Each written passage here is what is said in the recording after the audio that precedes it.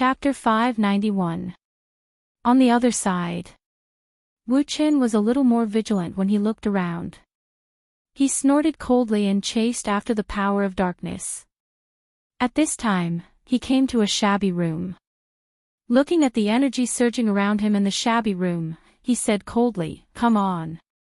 Just as he said that, then, he heard a voice coming from behind him, "You really chased after me. That's great. Then, let me kill you right here. I'll take your body and become a real human." Dustless turned his head and looked over. He couldn't help but be stunned. That was a person with only half a face. Half of that person's face was that of a human, while the other half had a disgusting appearance of boiling flesh and blood, as if it had been boiled alive. He was 1.9 meters tall, with a saber hanging from his waist and a hideous ghost armor on his body. His appearance made people feel nauseous and disgusted. Dustless looked at the man in front of him and said indifferently, "Who are you? I've never seen you before." After hearing this, the man's ugly and disgusting face showed a cold smile and said, "You don't need to know who I am. You only need to know that I'll take your body and soul and become a real powerful human. I'll become a god." Dustless felt strange. Why did this man's words not make sense? It was inexplicable. At this moment, the man laughed loudly. He suddenly pulled out his saber and slashed directly at Dustless. Dustless saw the man's saber slashing at him. He snorted and instantly activated the lightning armor. He flew back and the saber slashed at the air. Dustless pulled out his saber in an instant. The saber was covered with a thick heavenly curse thousand birds. The heavenly curse thousand birds released a shocking cry at that moment. It rushed forward and slashed at the man. The man's saber blocked it in an instant. The saber and the spear collided, and sparks flew. However, the energy on his body was able to completely isolate him. Dustless's face was slightly surprised. He narrowed his eyes and said curiously, "I didn't expect you to be able to do this. I really don't know how you did it, but I'm very curious." Just as he said this, the man said coldly, "Don't be curious. I'm the devil in your heart. You just accidentally released it. So, go to hell."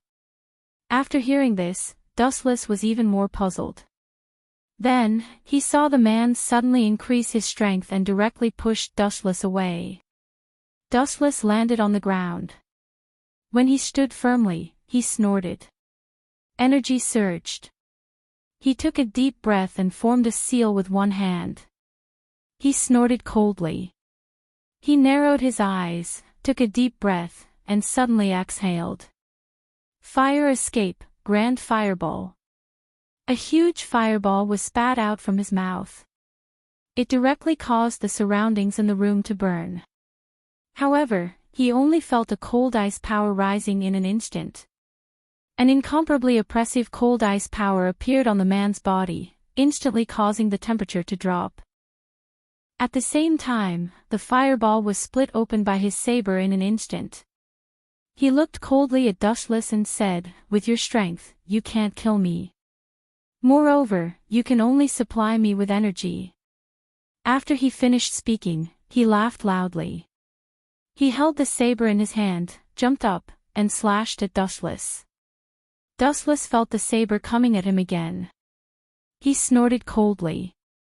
His expression changed again and again. He took a deep breath and gently stepped back. Energy gathered in his hand. Suddenly, the power of chi magic appeared in his hand. He shouted loudly, "Demons, ghosts, leave."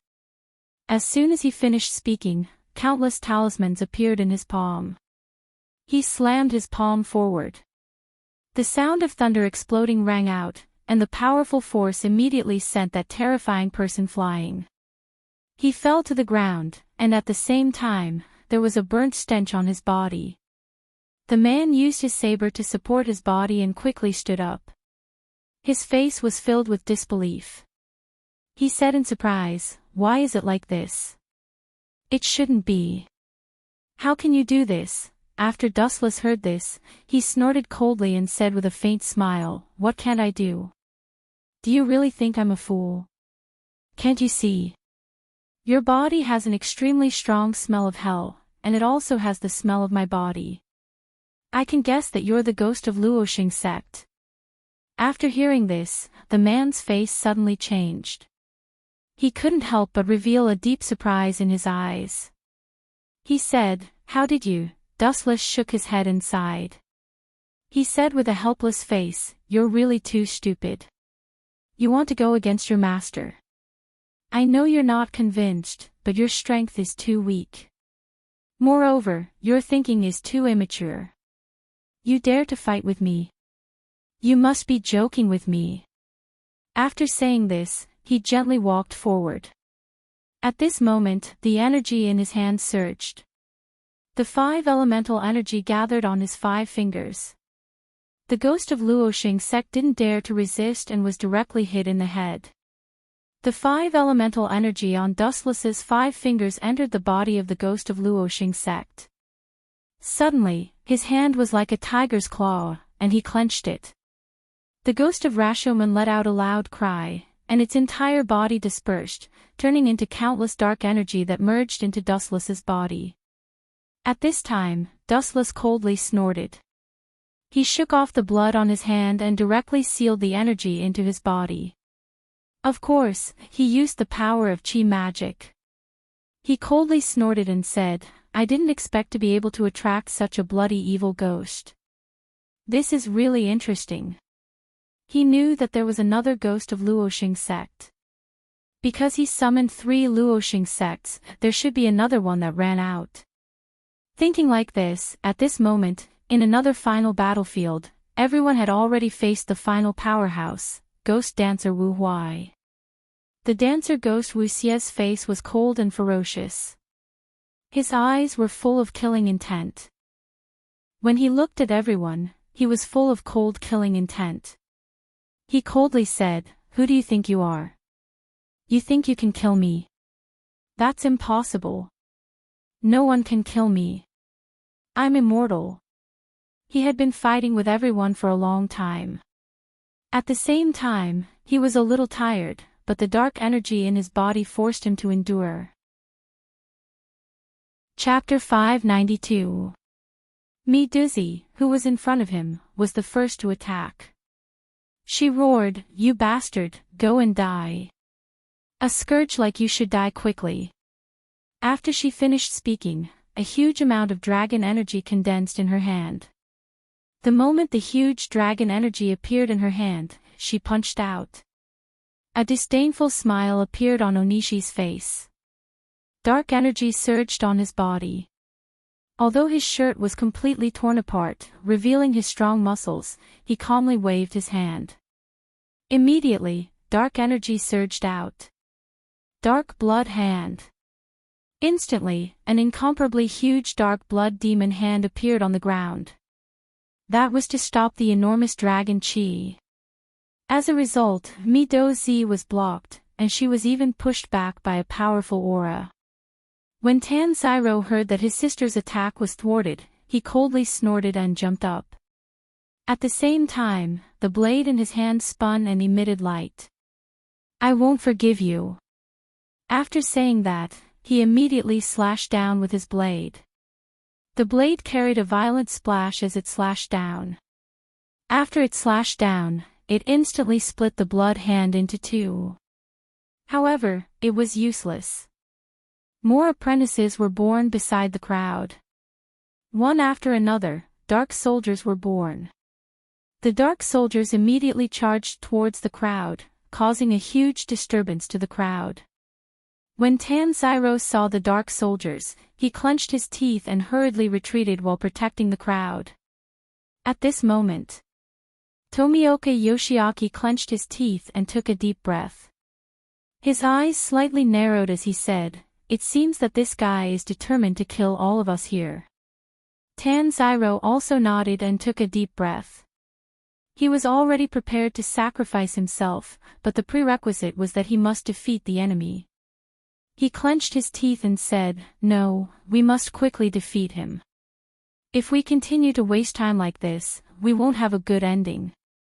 At this moment, Medusa was also slightly affected. The dark energy caused her eyes to become sharper. She hurriedly said, "The dark energy on this guy's body can have a slight effect on our strength." Just as she said that, Purgatory Xing Shou Lang nodded. After killing the two darkness soldiers, he discovered that the energy in his body had become even more irritable and difficult to control. He couldn't help but have a headache as he said, "Indeed, it is indeed difficult to control." At this moment, Undying Kawa, who was already incomparably wild, was completely indifferent. He held the dark green blade in his hand and jumped left and right. He had already killed a dozen dark soldiers. However, he knew that these dark soldiers were created. At most, they would be consumed. But for him, it would be even more. At this moment, Honeydew Temple's Mealy could not help but frown. Her eyes revealed a pondering look as she said, "This is even more troublesome. This guy seems to have an endless number of soldiers." At this moment, outside the final battle gate, my wife, Shan Yi, couldn't help but have a solemn expression on her face. Looking at her senior brother who had completely fallen, she felt a little helpless. My wife Shan Yi took a deep breath and said, "Do we really have to guard this gate?"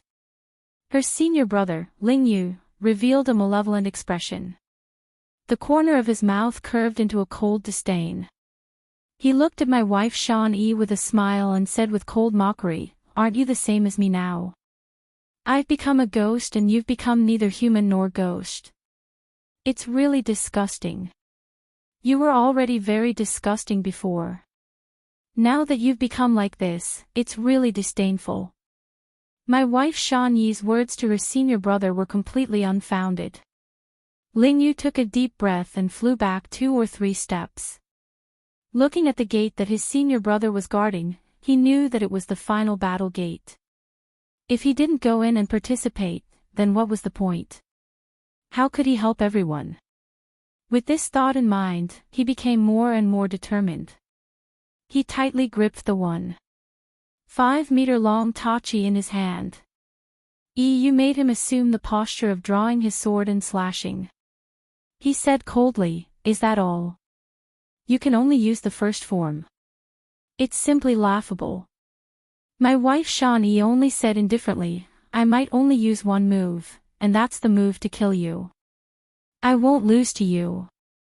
Ling Yu didn't have any intention of being polite. He directly rushed towards my wife Shan Yi in an instant. The moment he got close, a soft voice came out of his mouth. "Thunder Breath Second Form, Rice Soul." A powerful and surging power of thunder and lightning instantly erupted. My wife Shan Yi directly used the tachi in her hand to block it and was forced back a dozen steps. He wasn't discouraged. Instead, he was sensing how strong his senior brother had become. Sure enough, he had become very strong. However, he wasn't discouraged.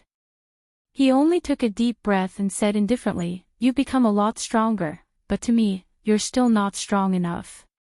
You're still not strong enough." Ling Yu was a bit angry. He gritted his teeth and took a deep breath. His eyes slightly narrowed as he coldly said, "Who do you think you are? You think you can teach me a lesson like that old man? Even if that old man is already dead, who do you think you are? Who do you think you are?" When he said this, he angered Shan Yi even more. However, it still allowed him to remain calm. My wife Shan Yi took a deep breath and put away the tachi again. At the same time, her tears deepened and the mark on her face became even more serious. She said, "Although you're very strong, although you've learned more moves than me, and have powerful ghost energy and a very dense dark energy, even so, evil can't win against good. I definitely won't lose to someone like you." When he said this, it contained his acknowledgement of himself, but at the same time, it also contained his disdain for his fallen senior brother. His eyes revealed a bit of relief. In the past, he was despised by his senior brother, but he didn't dare to resist. He didn't understand why it was like that. Now that she thought about it, perhaps she was a bit jealous. Perhaps she was like a scoundrel who just wanted to find someone to vent her anger on. My wife Shawnee understood and said indifferently, "I will kill you here and wash away Master's humiliation. I will take back all of the thunder breath." When she said this, she coldly turned around and looked at Ling Yu. Chapter 593. When Yu heard this, he couldn't help but sneer. His eyes carried a bit of disdain as he laughed out loud. "You think you can defeat me with your strength? Even." My wife Shawnee wasn't good with words and he didn't plan on using words to speak. It was the stance of the thunderbolt flash. Immediately after, he took a deep breath and lowered his head. There was only a bit of pity in his eyes, but after he slowly closed them, there was no longer any pity. Instead, a shocking murderous aura erupted from his body. Yu's eyes were full of surprise. He couldn't help but be startled. There was a strange feeling in his eyes. This junior brother seemed to have become a lot stronger. Just as he thought of this, he immediately shook his head, thinking that he had seen wrongly. However, he immediately snorted coldly, took a deep breath, and coldly swung his blade. Immediately, an astonishing ghost force erupted from his body. He coldly said, "Who do you think you are? You think you can defeat me? Even that old man might not be my match right now." My wife Shawnee heard about the master and indifferently said, "Master is already dead." Yu hesitated for a moment when he heard this, but he quickly laughed coldly and said, "Isn't it pretty good? He was so old and should have died long ago. If it wasn't for him, I wouldn't be able to learn." My wife Shawnee coldly said, "You already have a lot. Unfortunately, you don't know how to cherish it. You only want more, that's all." Yu was startled after hearing this. There was a bit of surprise in his eyes and he didn't understand what his junior brother wanted to say. However, at this moment, he felt a vigorous murderous aura erupt. He couldn't help but widen his eyes and take a deep breath. Yu made his move. Thunder Breath 6th Form, Thunderous Thunder Explosion. After he finished speaking, he directly made his move, but he was too slow. He had become a ghost and his physical fitness had greatly improved. Moreover, he had obtained a portion of the power of darkness. However, he was still too slow, too slow. My wife Shawnee's speed was unimaginably fast. Poochie! A sound rang out. My wife Shawnee's speed was so fast that it was unbelievable. She immediately appeared behind Yu. He slowly put away the knife and said coldly, "You have already lost." Yu lowered his head and looked down. There was a very long, slanted cut from his chest to his stomach. The wound ran through his entire body. He knelt down, his eyes filled with fear. When he turned his head, my wife, Shawnee, coldly said the name of the move just now, Breath of Thunder, 8th Form, Death Song. After saying that, suddenly, blood gushed out from the Lantern District like a beautiful flower. My wife Shawnee's face was as cold as ice. There was no change at all. There was only a cold murderous aura on his face. Facing the murderer who killed his master, he no longer had any mercy. Even if it was his senior brother, so what? Killing the murderer was what he had to do. As for Yu, he directly fell to the ground. His body turned into a faint energy that dissipated, and his soul also rose into the sky in confusion. Just as my wife, Shawnee, pushed open the door to the final battlefield, two strange voices sounded from behind. "Are you going in? The two of us have no intention of letting you in." My wife, Shawnee, turned around and saw the siblings. His expression became even colder as he said coldly, "So it's the two of you." The two siblings were naturally the prostitutes, Taro. Dancer Ghost's plan was to lure everyone into the final battlefield. Of course, after being lured in, no one could enter the final battlefield, and they would be the ones to stop the reinforcements. Inside, the dancing ghost demon would defeat everyone and devour them to become even stronger. Then, they walked out of the final battlefield and killed all the reinforcements. The ones who stopped the reinforcements before that were the siblings. My wife, Shawn-Yi, looked at the brother and sister in front of her. She naturally knew that it would be very difficult for her to deal with 2 first-quarter moons. However, he knew that he had to kill these 2 people. He didn't want to let any ghost go. She took a stance and her expression became very cold. At this moment, Fallen Concubine laughed loudly. Her face revealed a disdainful sneer as she said, "Who do you think we are? Do you think we will be easily defeated by you? Are you the same as your useless senior brother?" Just as she finished speaking, the belts on her waist instantly moved. Super 8 belt slash. Suddenly, several belts directly turned into wide blades and launched a fierce attack towards my wife, Shawn-Yi. My wife, Shawn-Yi, jumped and at the same time, made a move. He didn't know any other Thunder Breath forms. Except for the Thunderbolt Flash that he learned from his master. Since then, he had never learned any other moves. However, he created his own move because he knew that if he couldn't learn any other moves, he could only desperately create one. This was him. My wife, Shawn-Yi. The blade was instantly unsheathed. The 1.5-meter-long blade was held with both hands and drew a big circle in the blink of an eye. My wife, Shawn-Yi's eyes widened. In an instant, she loudly shouted, "Thunder Breath, 9 form, full moon thunder."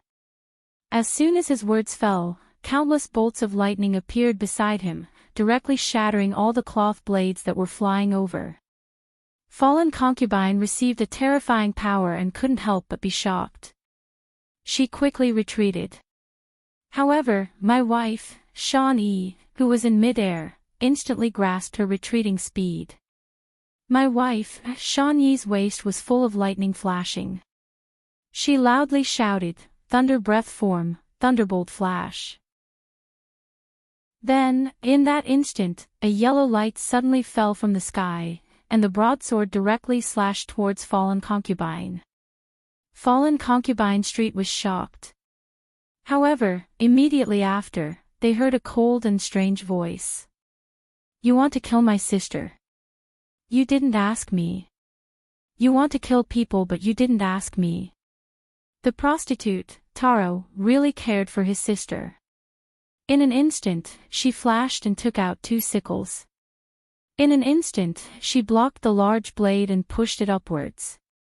My wife, Shawn-Yi, was pushed away. She crashed twice in mid-air before landing on the ground. However, the blade had already returned to its scabbard. At the same time, she half knelt on the ground, her hand holding the hilt. Chapter 594. Surd's expression froze. He had never seen such a crazed Blackbeard. Blackbeard's eyes glowed with a dim light, and his sinister smile was no longer as amiable as before. He had abandoned his human skin and was no different from an evil and filthy demon. The strange smile on the corner of his mouth made Thatch instinctively feel bad, and he stepped back subconsciously. Poochie. There was a sharp pain in his abdomen, and his face was as pale as paper. His eyes were wide open as he looked at the blunt weapon inserted into his abdomen. The one holding him was his most trusted Titch. His pupils were enlarged several times. Apparently, Thatch was extremely surprised by Blackbeard's actions. He was in a trance, and his empty eyes seemed to think that this was a dream. What a stupid idiot. Such a character can be a captain. Whitebeard pirates. It seems that it's only a matter of time before you die. His cold eyes were full of viciousness and fierceness. Blackbeard's killing intent soared. Seeing that Thatch was still immersed in his fantasy, the corner of his mouth rose into a mocking smile. His fierce eyes were extremely cruel, and the blunt weapon in his hand began to rotate. Kaka. The jagged blunt weapon rotated in Thatch's abdominal cavity, crushing all his organs, and the violent tingling instantly surged all over his body. Thatch grimaced in pain. At the same time, he returned to his senses and glared at Blackbeard, wishing he could perish together with him. "Why are you looking at me like this? You know, we are good brothers." Ha ha ha. Even though he tried his best to suppress his laughter, in the end, Blackbeard could not help but laugh out loud. His ugly body trembled rhythmically because of his unbridled laughter. His stubble-covered belly swayed back and forth, dazzling everyone's eyes. It seems that what that guy said is true. Seeing Blackbeard laughing so wildly, Thatch immediately understood the reason and blamed himself. If he hadn't listened to Blackbeard's temptation, he wouldn't have fallen into such a miserable situation. The members of the Whitebeard pirates on the island all died because of his recklessness. Kaha. "Sir, it's because you're too benevolent that I took the initiative to contact you because I saw this. If you were half as smart as Marco and the others, my scheme wouldn't have succeeded." Kahaha, his repressed emotions were finally released. His arrogant and wild laughter rang out continuously. Blackbeard unscrupulously vented the depression and annoyance that had accumulated in his heart for many years. Blackbeard clearly had the strength comparable to Red Hair Shanks, one of the four emperors, but he was secretly Whitebeard's underling. It would be strange if Blackbeard was not depressed. Bang! Witnessing Blackbeard's carelessness, Sirt's fist was covered with armament hockey and mobilized the remaining strength of his whole body and blasted towards Blackbeard's face. People would often erupt with extraordinary potential when they were in a life-and-death situation. Sirt was currently like this. His full-strength punch had sent Blackbeard, who was far stronger than him, flying. Ouch, it hurts so much. Maldiv *Ker, I'm going to chop you into pieces today, grind your bones and scatter your ashes before throwing them into the sea to feed the sea kings. Rolling on the ground in a sorry state, Blackbeard covered his nose with his rough hands. He glared at Sirt and roared in a sharp voice. The hatred in his words was so deep that he wanted to peel Sirt's skin and break his bones. Damn you! Holding his blood-stained teeth in both hands, Blackbeard's old face twitched with anger. When he dueled with Red Hair, he accidentally lost a few teeth. Now he was caught off guard by Sirt's sneak attack and lost several teeth. There were only a few teeth left in his mouth. In the future, he didn't need to eat with his teeth. He could just swallow directly. Anyway, he was going to lose his teeth soon. Arrogance is your biggest shortcoming. It doesn't matter if you kill me. You will suffer in the future, Titch. Sirt laughed as he knelt on the ground. Looking at Blackbeard with his mouth full of blood, Sirt was unwilling, but there was nothing he could do. It was not that he was incompetent, but that Blackbeard, a deep-sea shark, hid too deep. When he showed his fangs, it was already too late. Ha ha ha. Don't feel lonely. It won't be long before Whitebeard, that old bastard, follows you into hell. Ha ha ha, Blackbeard laughed hysterically with red eyes. How could he expect him to be grateful? What kind of idiotic joke was this? He had worked for Whitebeard for more than 10 years, but Whitebeard had not paid him. Wiping the blood off the corner of his mouth, Blackbeard felt relieved. Anyway, he was just bitten by a dying mad dog. There was no need to run over and bite him again. You are indebted to my father. How could you do such a shameless thing? Only animals would do such a thing. How could you do it? Sirt roared with all his strength as his vitality faded away. His tone was full of hatred. In Blackbeard's ears, it was all bark and no bite. It only showed that he was more vulnerable. Why did you come here? I thought I could continue to mock you, you trash. It seems that you won't be alive to enjoy it. What a pity. Seeing that Serd had gradually closed his eyes and his vitality was severely depleted to the point where it was almost negligible, Blackbeard snorted unhappily. Just as he was about to find someone to confide in, his only audience had already died. One could imagine the depression in his heart. When I get the dark fruit, the 4 seas and the new world, ah no, the whole world will be mine. There were no survivors on the island. Only Blackbeard, who was waving his arms around, did not feel the slightest bit of discomfort towards the corpses around him. The killing intent that filled him fused into one and instead increased his arrogance. His entire being was emitting a thick evil aura. At the same time, the figure hiding in the dark rushed toward Blackbeard at an incredible speed. It was beyond the range of human eyes. Chapter 595. Blackbeard's body was swollen, his ugly face was full of indifference, his huge fist was raised high, and when he was about to completely solve Serd, he was shocked. Under the black night sky in front of him, a black afterimage rushed towards him. The speed was as fast as lightning, beyond human imagination, and the strange running posture had never been seen before. Is this a ghost or a human? Blackbeard's tone was surprised and uncertain. It was the first time in his life that he had seen such a strange running posture. His rough big hand subconsciously rubbed his eyes, thinking it was an illusion.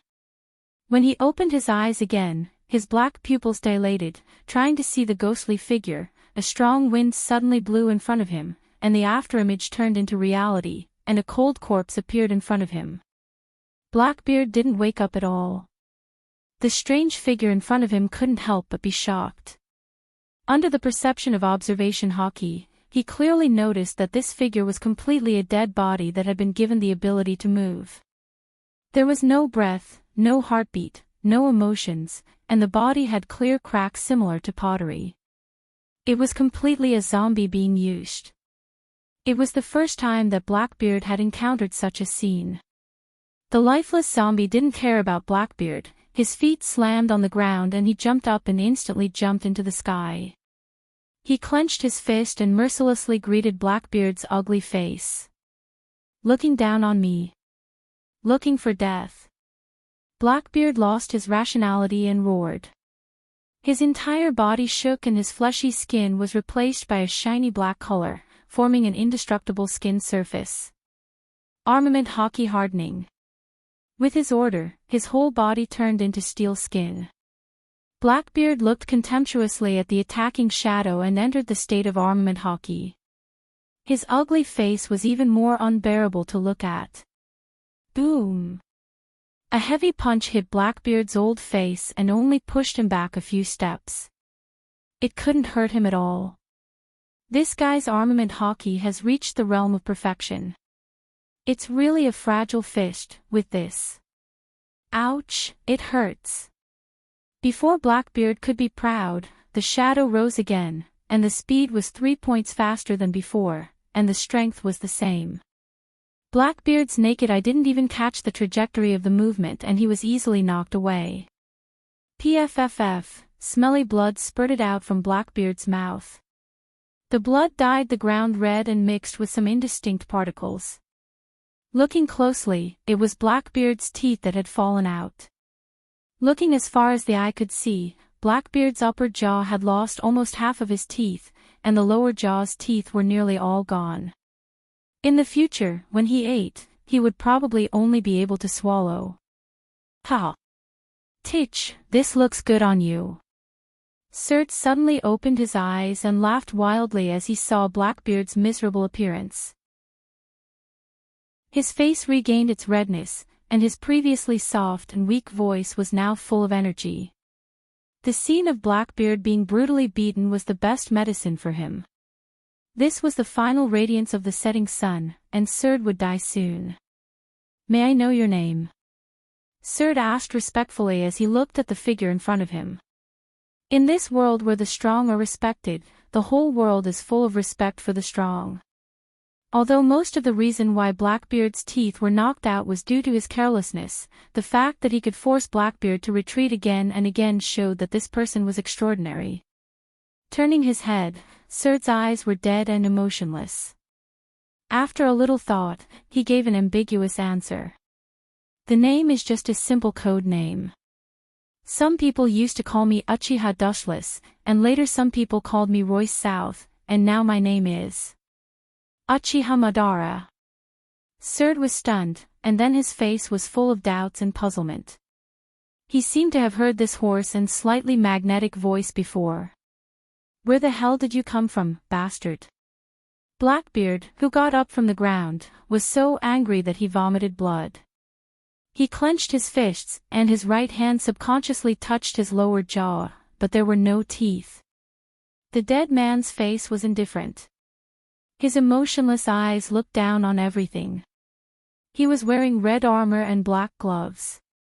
His long and messy black hair danced in the wind, looking wild and unruly. It was the former invincible Uchiha Madara.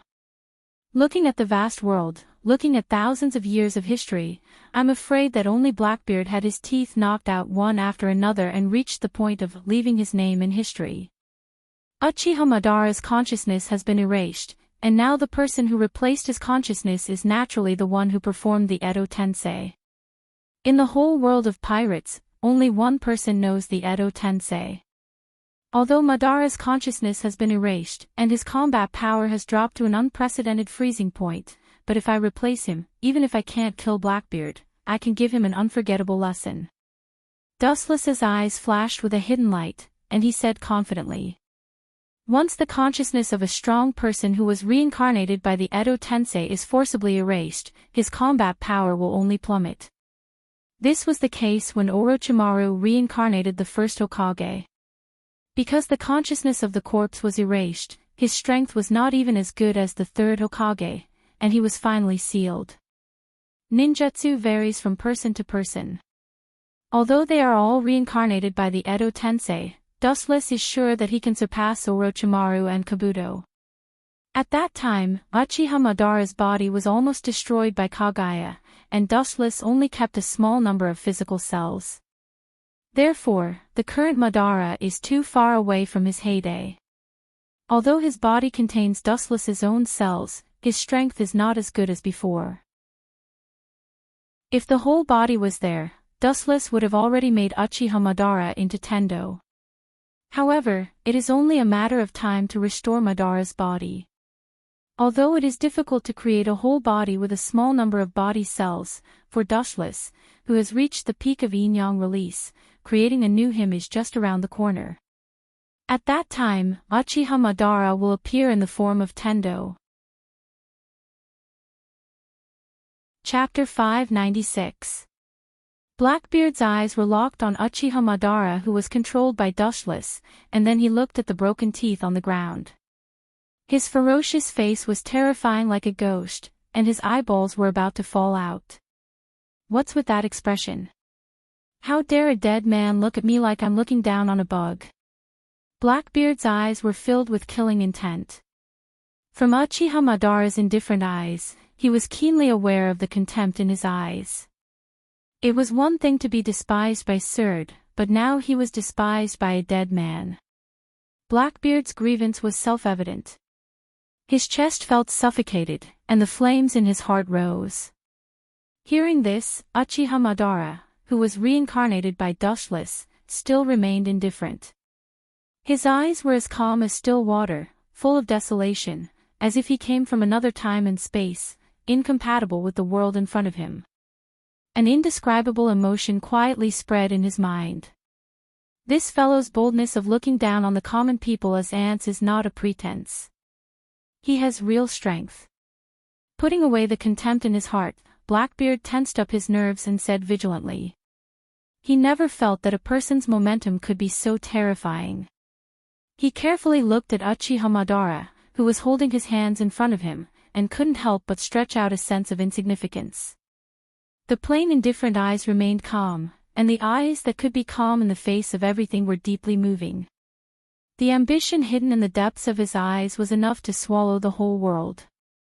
Suddenly, he felt that the man in front of him, all living things should worship him.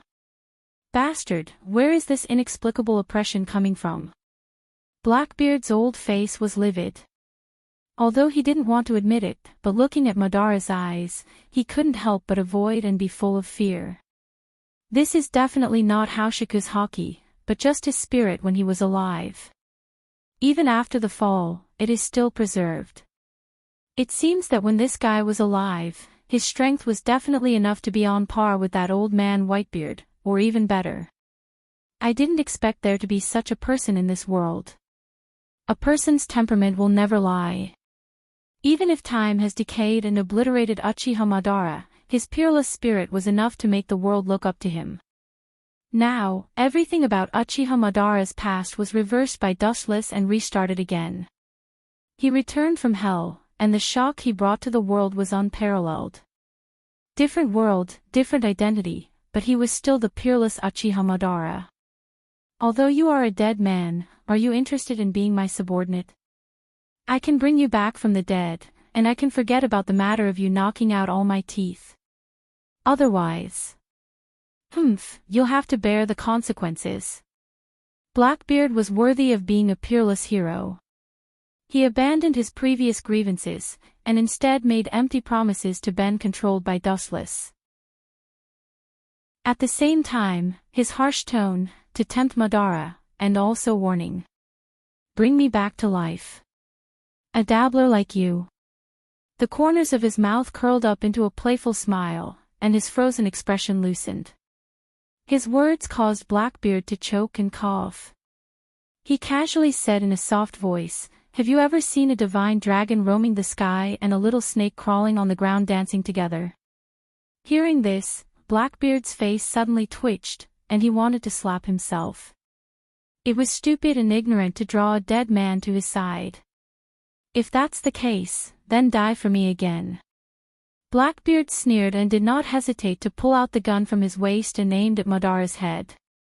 His cheeks flashed with cold light, and he did not hesitate to fire several shots in succession. Bang bang bang. A burst of white smoke came out of the muzzle, and then several powerful bullets burst out, aiming at Madara's head. How can this kind of old weapon hit me? Madara closed his eyes and shook his head. He easily turned his head to avoid the incoming bullets. His movements were simple and skillful, agile and at ease. His nonchalant appearance invisibly mocked Blackbeard's ignorant actions. There is one more, go to hell and die. As if he saw Madara's brain exploding, Blackbeard smiled cruelly and viciously. Naive. Madara's face was cold, and his closed eyes suddenly opened. Unlike before, the scene in his pupils changed dramatically, revealing the Scarlet Three-Tomo Sharingan. The bullet that moved extremely fast was as slow as a turtle crawling for a moment. He easily caught the bullet that was about to blow Madara's head, and then crushed it easily. This guy's eyesight can keep up with the speed of the bullet. Blackbeard swallowed his saliva and said incredulously. Predicting the trajectory of the bullet is very simple, and he can perceive it with his observation haki. But to see it with the human eye and catch it with his bare hands is a bit shocking. Is it because of those eyes? What an evil feeling. Blackbeard looked at Madara's eyes with a little panic, and said with a heavy depression. A black shadow swept out of thin air, and Blackbeard, who realized the danger of Madara's imagination, chose to make the first move. In the blink of an eye, Blackbeard appeared in front of Madara like a monster, and his iron fist covered with armament haki blasted toward him. This guy is still despicable. Dustless, who was secretly controlling Madara's consciousness, sneered again and again, and his scarlet eyes connected together, and the three tomo in the eye sockets were connected by a circular coil and turned into the eternal Manjikyu Sharingan, Kensusunu. The evil brilliance erupted, and the materialized chakra condensed and closed. Unlike Dustless's golden chakra, this chakra color is unique to dark blue, which is Madara's own power. Boom! Madara's fist fell on the giant skeleton, and his arms suddenly shook, and he immediately looked up at the dark blue light, and the scene reflected in his eyes was filled with blue. Insignificant, in addition to insignificant, there is only dust in the ocean, not worth mentioning. Looking at Blackbeard, who was close at hand, Madara raised his eyelids indifferently and looked at him with pity. His eyes were not as indifferent as before, but with sympathy, and then shook his head. It's too far, even if it's one step away, it's actually the end of the world. Chapter 597. Seeing that the blue light was as motionless as a mountain, no matter how much strength he exerted, Blackbeard hurriedly retreated, looking at the blue light covering the sky with a little fear. It seemed that it was not safe to retreat for more than 10 meters, and he retreated a few steps in succession before he was relieved. Covered by the evil light, Blackbeard had a sense of suffocation, and his breathing was abnormal. This oppression that he had never felt before was directly oppressive to Whitebeard. Kansusanu's vicissitudes of life made Blackbeard deeply moved. Every time he was shrouded by the light, his hair would tremble uncontrollably. Everyone said that he was evil, but the person in front of him was obviously the source of evil, a great villain above him. What the hell is this? Blackbeard exclaimed, with a subtle sharpness in his tone, which made people's ears numb. He had seen countless strange abilities with the Whitebeard pirates throughout his life, but this was the first time he had seen such a behemoth. The worst thing was that the giant's limbs were clearly uneven. It was obvious that he was not at his limit yet. Perhaps when he unfolds his complete state, he has exceeded the world's understanding of the concept of height. Blackbeard secretly guessed, his voice was very hoarse, with a hint of timidity. His eyes fell on Madara in Kansusanu. Seeing his indifferent eyes, the fear in Blackbeard's heart was swept away. Although Madara's eyes did not point directly at him, Blackbeard knew that he was despising him. Is it useful to retreat?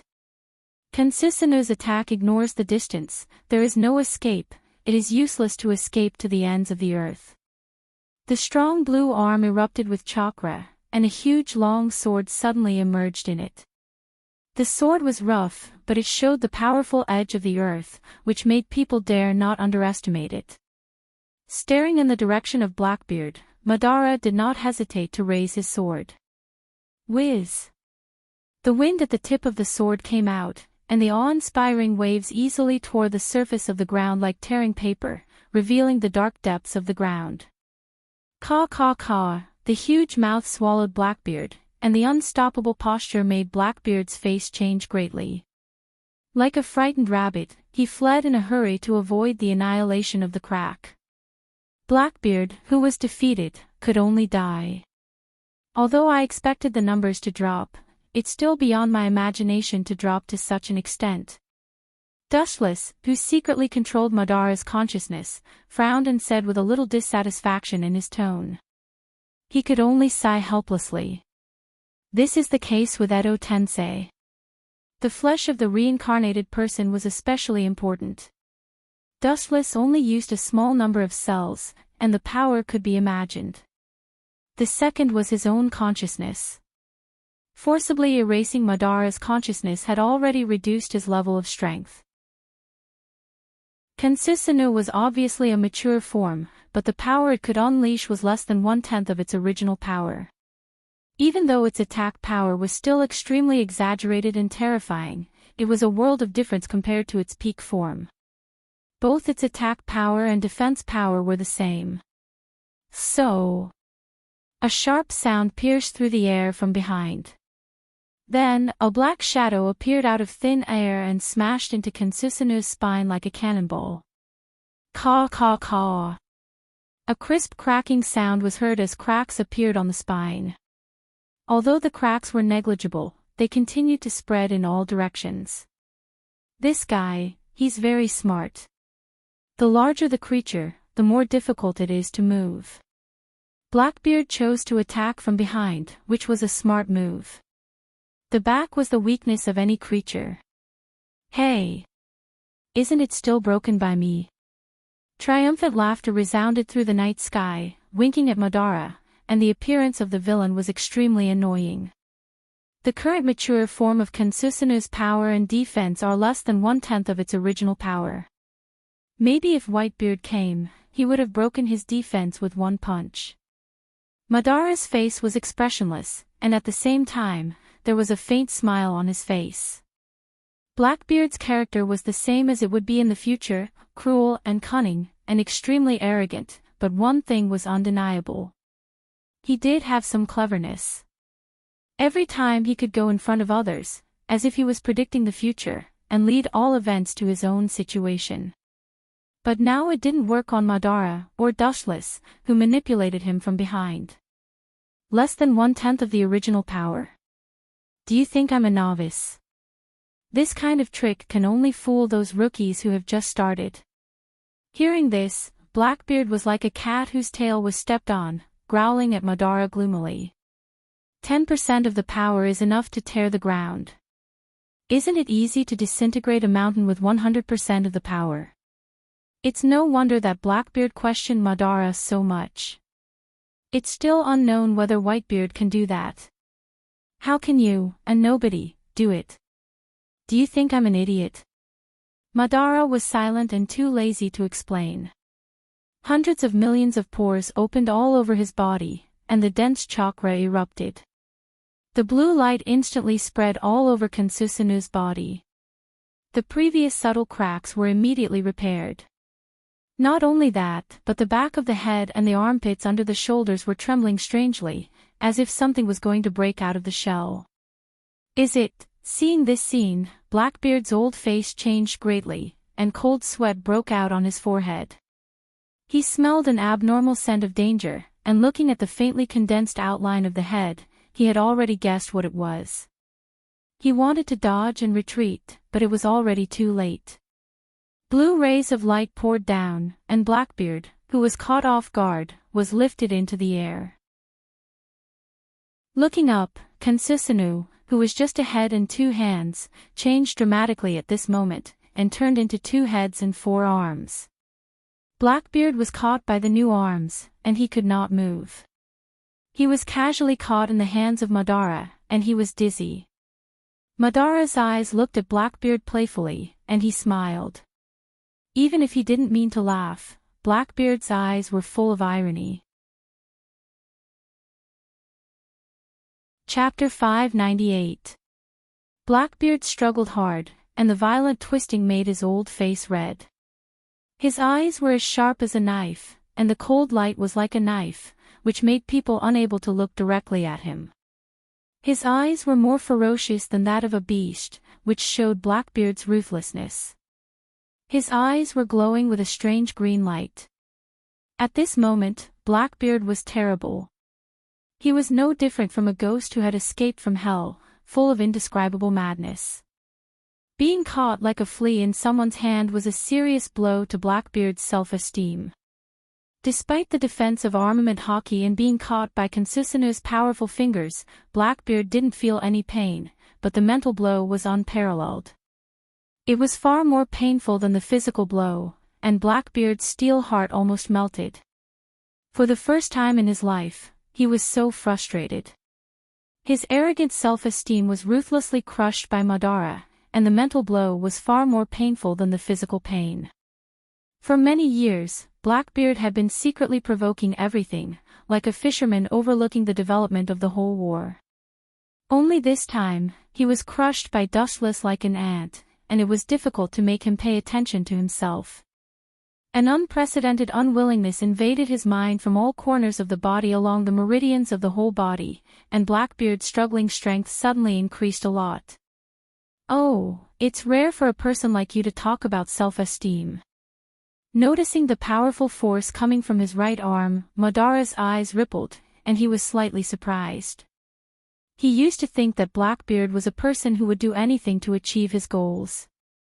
From this humiliated expression, this old guy still has dignity. With a slight thought, Susanoo raised its arm high and threw Blackbeard away as if he was a piece of garbage.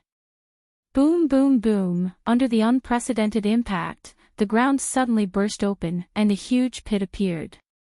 Blackbeard was lying in it with blood all over his body. Cough, Blackbeard's face was blue. If it wasn't for the defense of armament hockey, perhaps he would have turned into a pool of flesh and blood. Even so, he was still heavily injured. A few of his ribs were on the verge of shattering. If this continues, he will die for sure. Do you know the difference between you and red hair, Blackbeard? In Kensusanu, Uchiha Madara, who was controlled by Dushless, said coldly, I mean, do you know why Akagami has Houshiku Haki, but you don't? Blackbeard's face turned even darker when he heard this. Dustless's words were like a sharp thorn that pierced deeply into his heart, awakening the pain and unwillingness that went deep into his bones. He always thought that he was better than Red Hair Shanks, but Red Hair Shanks had Houshiku Haki, and Blackbeard did not, which was a fact. Don't be confused, because it's natural. Akagami is a person who dares to risk his life and has the qualifications to become a king's aptitude, and you are just a scoundrel who only knows how to play some irrelevant tricks. It's impossible for a person like you to have Houshiku Haki. Uchiha Madara, who was controlled by Dushless, said sarcastically, full of contempt and disdain. Ha ha ha. You don't have to be sarcastic, I won't fall for such a ridiculous trick. His rough arm wiped the blood stains from the corners of his mouth, and Blackbeard smiled with relief.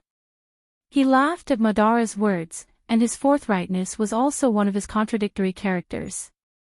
You won't live long anyway. Looking at Surd, whose breath completely disappeared on the ground, Blackbeard's eyes flashed with cunning and hesitation. He looked up and stared at the large Kensusanu. His soul trembled, his eyes flashed with fear, and his hesitation instantly turned into determination. Goodbye. Using all the strength in his body, Blackbeard, who saw that the situation was not good, flashed and fled. After a wave of smoke and dust, he disappeared forever. In just the time of a few breaths, his entire person had disappeared without a trace. Calmly staring at the disappearing black light, Madara was expressionless and did not choose to pursue. He stood quietly in place. White Zetsu. After a while, Madara opened his eyes and shouted. The moment Madara's voice fell, White Zetsu strangely drilled out of the ground. After looking around the messy battlefield, he asked helplessly, why did Dustless Sama deliberately let that kid go? Isn't it better to get rid of him now? Hearing this, Madara just glanced at him casually and did not explain. There was no need to kill a worthless person, and he didn't have the leisure to waste time. Pointing to Surd, who was lying on the ground in a coma, he seemed to think of something, and a strange smile appeared on his face, and then he ordered White Zetsu, this kid is a good chess piece, keep an eye on him. Although he was puzzled, White Zetsu nodded and walked towards Surd and swallowed him. Bastard, there is such a powerful fruit in the world. What a bullshit dark fruit, tremor fruit, gura no mi, is not worth mentioning. On the stormy sea, Blackbeard waved the oars with both hands and quickly rowed toward the stronghold of the Whitebeard pirates. The distance was not very far, and it only took one night to get there. Blackbeard yelled. He had to say that after the battle with Uchiha Madara, he knew that although Whitebeard was powerful, he was not at the top level. His cruel eyes were also full of undisguised greed and covetousness. He had already classified Kensusanu as some kind of mysterious devil fruit. Compared with the so-called tremor fruit, gura no mi, and dark fruit, Kensusanu is beyond imagination. Whether it is defense or destruction, it has reached the realm of perfection. Blackbeard, who is greedy by nature, naturally desires this fruit ability. Chapter 599. It's no wonder that Blackbeard is so excited. He found an ability more powerful than dark fruit and tremor fruit, gura no mi. Of course, his heart is no different from being injected with chicken blood. The reason why he couldn't wait to get the dark fruit was because of his special body structure. Furthermore, the dark fruit's ability was strange and evil. It was tailor-made for him. When combined, it would produce an incredible effect. Blackbeard and dark fruit fuse together and have the power to turn something rotten into something magical. At that time, everything impossible will become possible. When I get dark fruit, I will occupy all of you and seize your power for my own use. Ha ha ha. Arrogant and ambitious laughter resounded through the dark night sky. Blackbeard rowed the boat harder. He can't do it, but it is possible with the power of the Whitebeard pirates. The next morning, the wind was gentle and the sun was bright and cloudless. Dustless and Garp's battleship moved slowly. Their destination is Marine headquarters. Although the way of transmitting news in this world is as slow as a turtle, the transmission of some important information is unimaginably fast, even faster than the three-dimensional world where Dustless lived before. Good things don't come true, bad things come true, those guys. On the deck, bathing in the warm sunlight, Dustless looked at the newspaper in his hand with interest. The color pictures of him crushing the pirates almost occupied the entire newspaper picture. The words, Marine Honorary Admiral, were marked on it. This is not bad news, you are already famous. Garp came over and ate the shellfish as usual. He also shouted about breaking the record. Dustless didn't know whether to laugh or cry. This old guy always appears in such a funny way. Winking at Wu Qin, Garp smiled boldly. The forced smile on his old face looked particularly strange and full of other meanings. No matter what, Wu Qin could no longer hide behind the scenes like in the past. He could no longer be completely exposed under the sunlight and have nowhere to hide. Shrugging, Dustless smiled, and no longer entangled. This kind of blessing and misfortune are interdependent. Even if his identity is exposed, it will be much easier to do things in the future and he will not encounter many inconvenient obstacles. You are the only admiral in the Navy at present. Garp's tone was full of envy and jealousy as he tasted the scallop in his hand. Dustless had risen to the heavens in a single step and been conferred the title of a great general. Even if it was just an honorary great general, without the slightest authority, this was still unprecedented. In the Marine, many people who have worked for 40 or 50 years are only at the rank of vice admiral. There are only a few admiral positions and they have long been divided. Dustless changed the history of the Marine. Of course, it can also be understood as the special treatment of the celestial dragons and his bottomless strength to be able to hold this position. Who told you to refuse the promotion? Otherwise, about 10 years ago, you should have been an admiral, the same period as Sengoku and Z. Dustless looked at Garp with deep meaning, and said with admiration. Being an official from 1,000 miles away was only a name. A person like Garp who was willing to abandon a general was worthy of the 4 words lofty and lofty. After sitting on the admiral, can I still eat scallops like this? Garp happily ate the scallop and didn't take it seriously. Fame and fortune were nothing but fleeting clouds to him. They were dispensable. By the way, your Marine headquarters will soon promote the 3 of them to admiral. The thread of conversation suddenly turned and Wu Qin asked quietly. The 3 people in his mouth are naturally Kazan, Akiji, Sakazuki, Akainu, and Borsellino, Kizaru, the 3 future admirals. Hearing this, Garp suddenly stopped eating and then nodded seriously. He didn't hide it and said bluntly, this is the meaning of Sengoku and those 5. You can be promoted to admiral, the 3 of them are also decades old, why can't they? Garp stared at Dustless and smiled. Dustless's qualifications can be ignored, but he still ascended to the position of admiral. Kazan and the other 2 are also veterans of the Marine, and they have been in the position of vice admiral for many years. Their qualifications are far above Dustless, and their strength is comparable to an admiral, so they can indeed go further. This is also true. Dustless nodded slightly. Although these words are unpleasant to hear, it is true. The identity of an honorary admiral of the Marine was suddenly exposed. For the whole world, it was like a rock falling into the sea, splashing huge ripples. Some people who didn't know the truth even laughed and ridiculed that the Marine used this to keep up appearances. Dustless's skin was white like jade, his facial features were exquisite, and there was an indescribable noble aura between his eyebrows. At first glance, he looked like a noble son of a wealthy family. Only some big pirates who knew the truth behind the scenes were worried about the future. I said that the back of the honorary admiral was familiar, but I didn't expect it to be him. On an island in the East Blue, red-haired Shanks, who was driven out of the New World by Dustless, whispered to himself, his face full of caution. Before, Dustless was just hiding behind the scenes, but now he suddenly jumped to the front, which means that there will be more head-on confrontations in the future. Shanks felt stifled in his heart as he recalled Dustless's earth-shattering strength. His originally optimistic state of mind suddenly became dispirited and dispirited. His face was as pale as paper.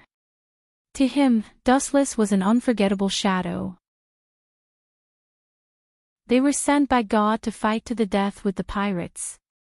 New World, an island once occupied by Bigga's mom.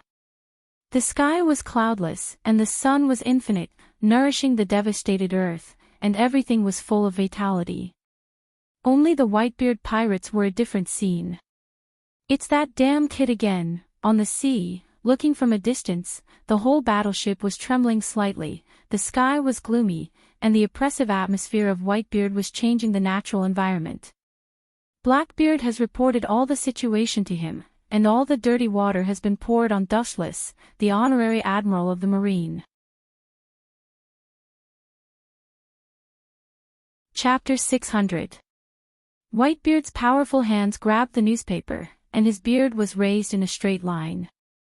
His whole body was covered with some kind of mysterious power, and there was a clearly visible blood net in his eyes. Buzz, after a while, there was a violent restlessness in the air, shrinking at an incredible speed, forming a circular air cover, converging between Whitebeard's hands. You can hear the miserable sadness in the void, full of begging for mercy. "Dad, this is the Moby Dick.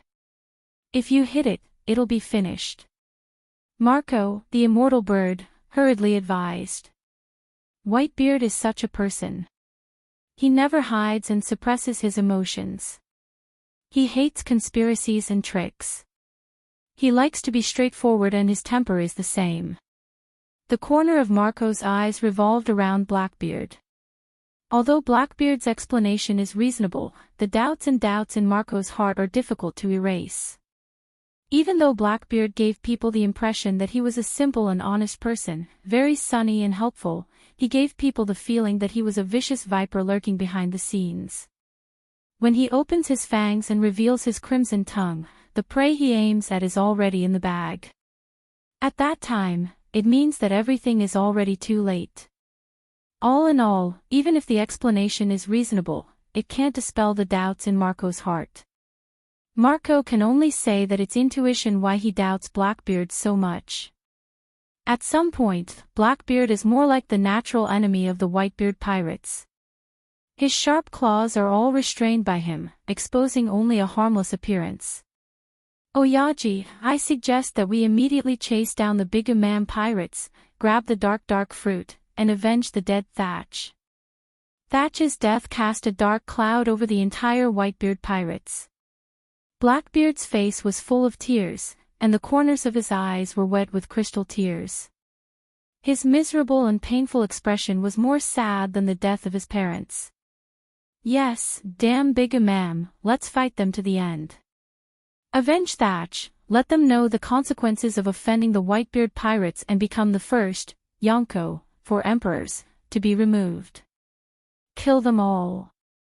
Blackbeard's rapid speech was recognized by all the members of the Whitebeard pirates. All of them immediately became united against a common enemy and shouted to join forces to kill the Big Man pirates. Seeing this scene, Marco frowned. It was a good thing that the entire Whitebeard pirates were united, but the wind seemed to be blowing in the wrong direction. Even if you want to take revenge, you have to find the honorary admiral. He is the enemy of the same family. Surt's death has nothing to do with Bigga's mom. Marco stared at Blackbeard in confusion and asked. The understatement suddenly extinguished the enthusiasm of the Whitebeard pirates, and everyone's indignant expressions were all solidified and they became sluggish again. All the crew members looked at Blackbeard, waiting for his explanation and reasoning. Seeing this, Blackbeard's old face suddenly twitched. His expression was particularly gloomy and frightening. After being asked by Marco, he was really speechless. His ugly expression was the same as if he had eaten 10 pounds of flies. As for the reason. **T reason. This was originally the reason why he used the power of the Whitebeard pirates to rob the dark fruit, but he made it up on the spur of the moment. Damn Marco, when I get the opportunity, I will kill you like I killed Serd and let you understand the consequences of going against me. Blackbeard swore in his heart. Every time he was complacent, there were always 2 annoying flies jumping out to hit his face, and he was unable to refute. Only after getting the dark fruit can we increase our battle power and find that man for revenge and have more confidence. His eyes lit up.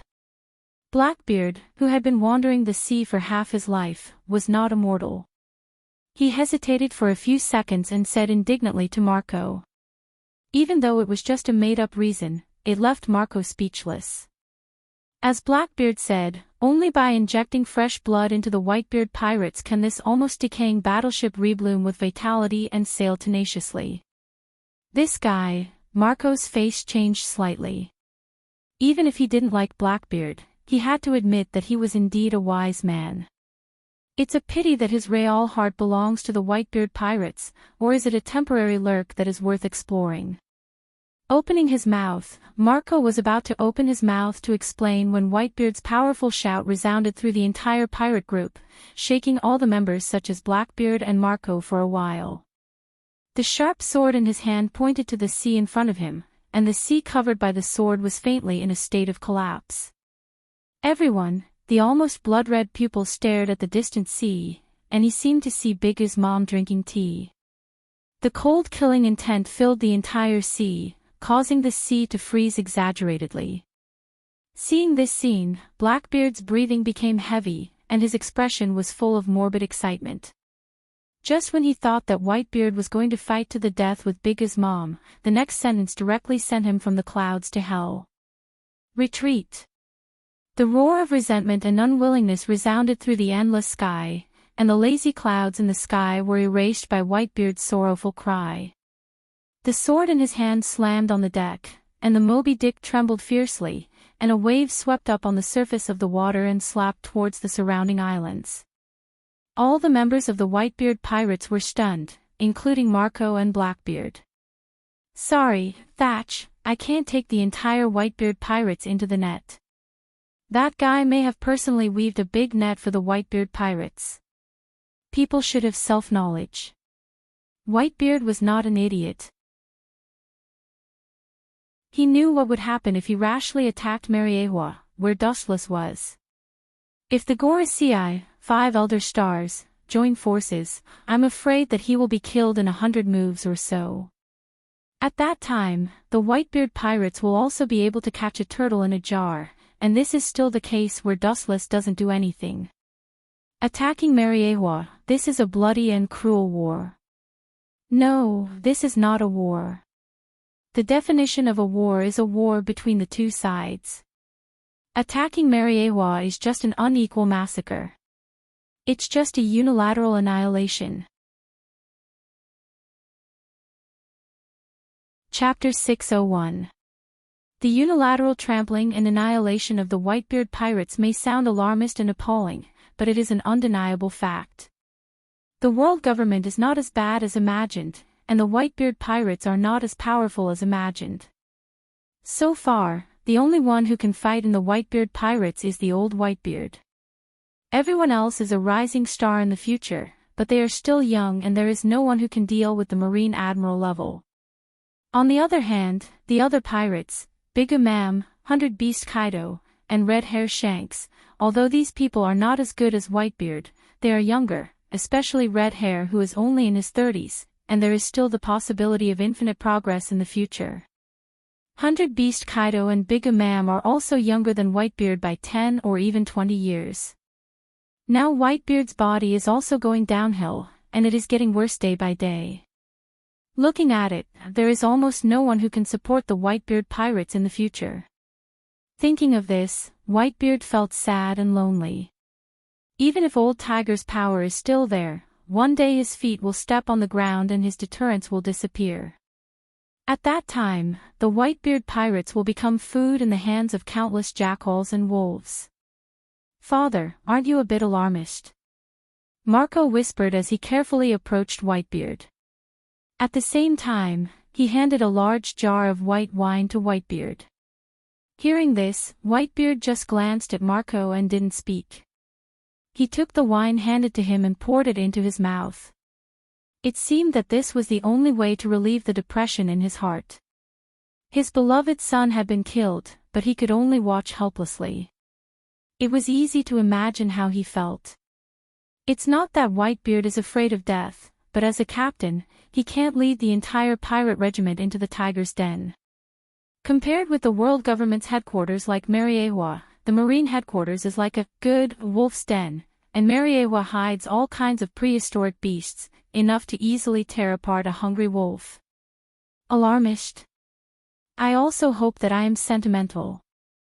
With a sigh, Whitebeard said hopefully. If time can go back, he will not listen to Roger's inside story. In fact, sometimes ignorance is also a kind of happiness. If he could, how he wished that he did not know some truths and was still the old Whitebeard. It was all that damn Roger's fault for telling him the truth. This caused him to become hesitant in everything he did. He had to consider the consequences of everything he did. Especially when this was only the strength of the world government.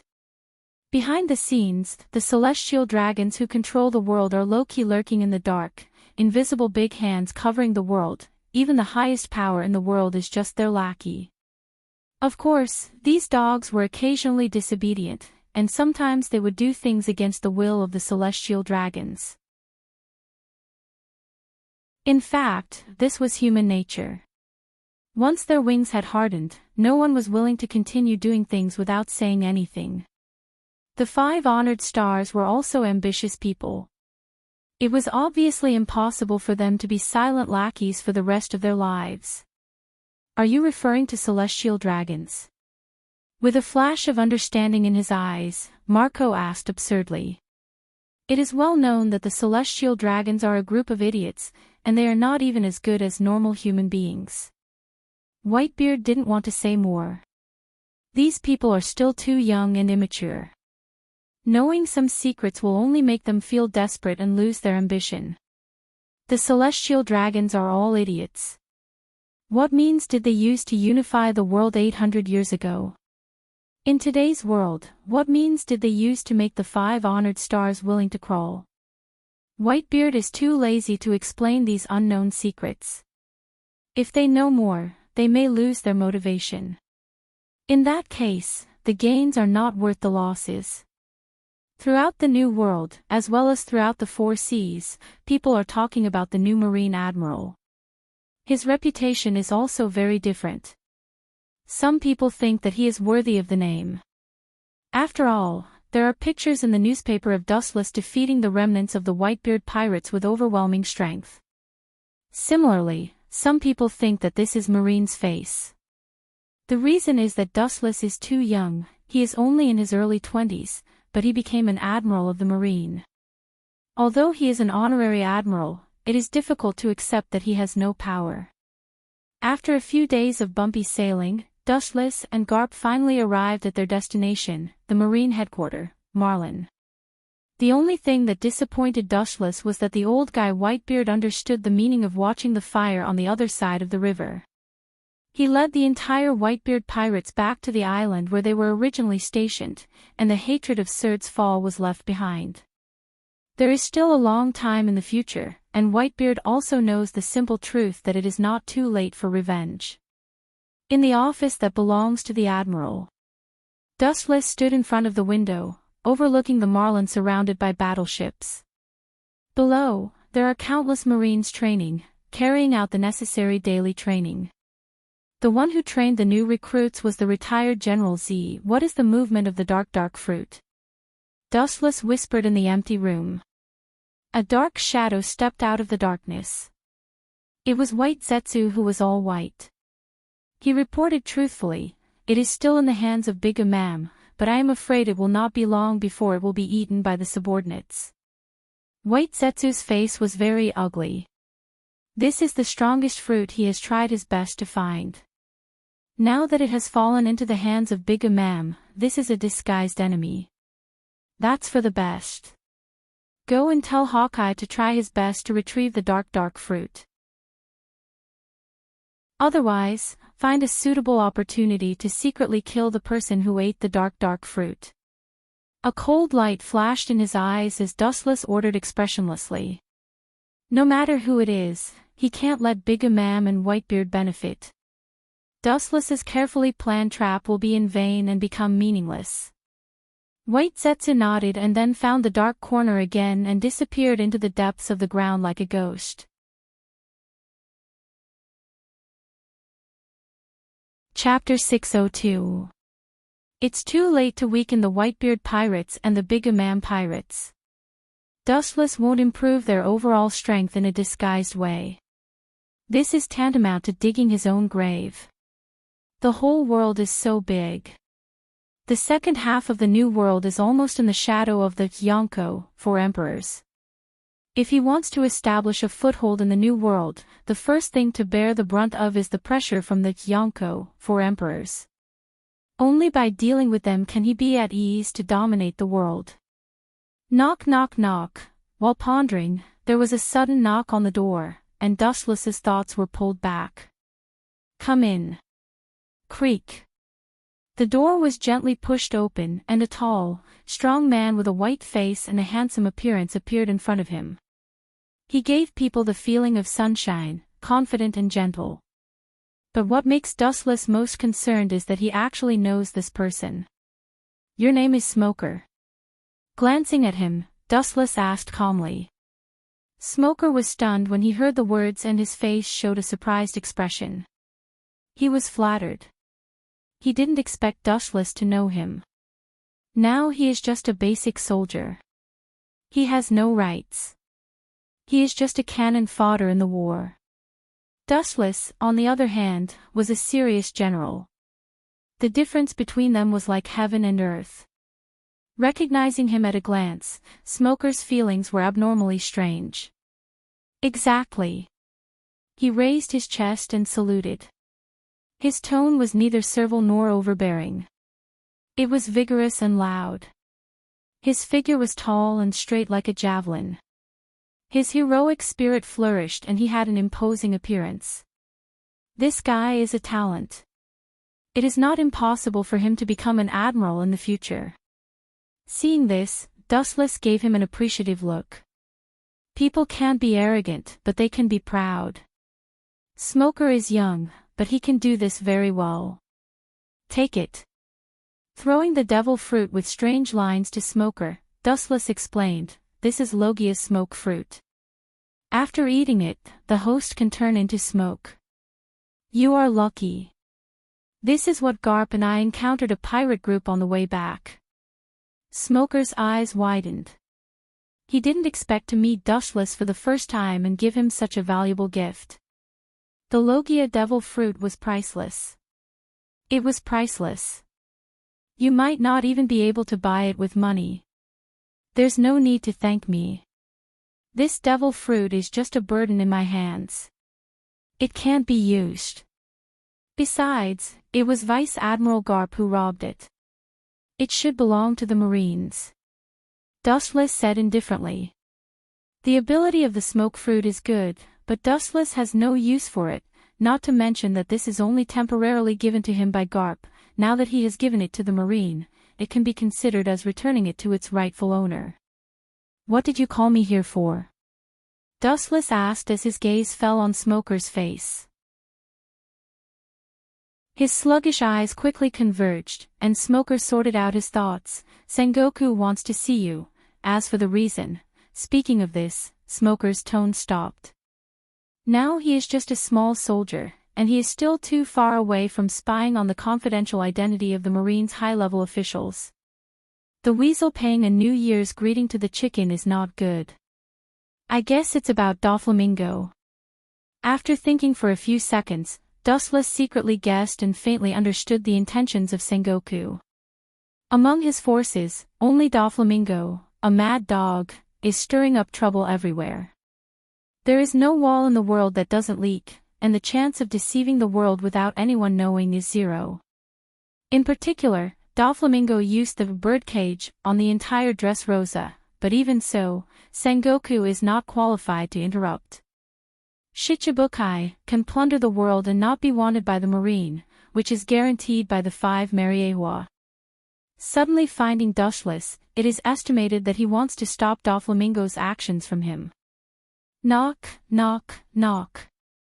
A dull knock on the door sounded. Sengoku raised his eyebrows slightly, and immediately said, "The door is not locked, come in." Raising his eyes, he saw Dustless. Sengoku's old face suddenly flashed with surprise. He didn't expect Dustless to be so rule-abiding. At first, he thought that Dustless would break the door like Garp.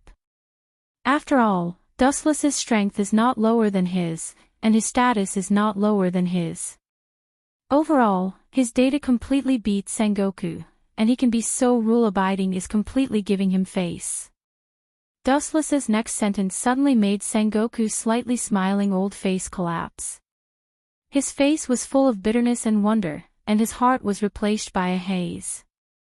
After you became the fleet admiral, the 4 seas were calm, and the New World's imposing pirates made peace.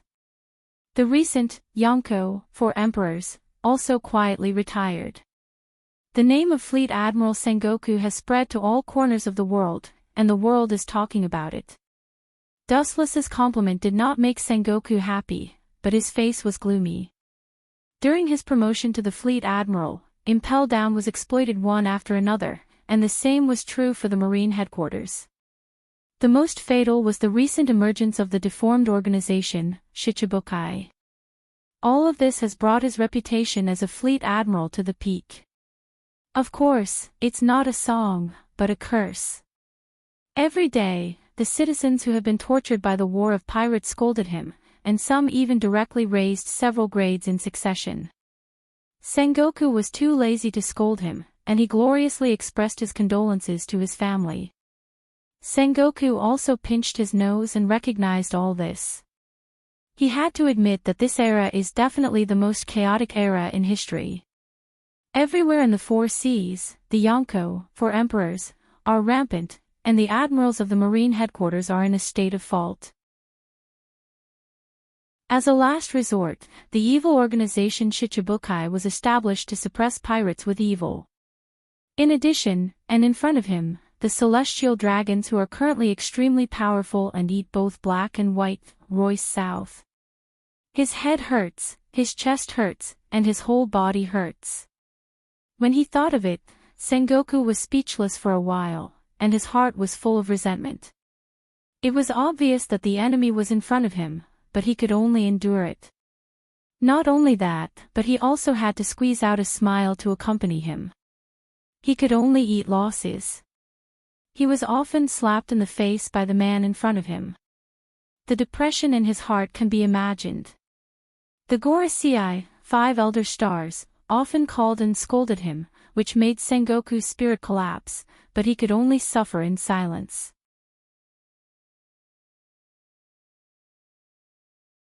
Chapter 603.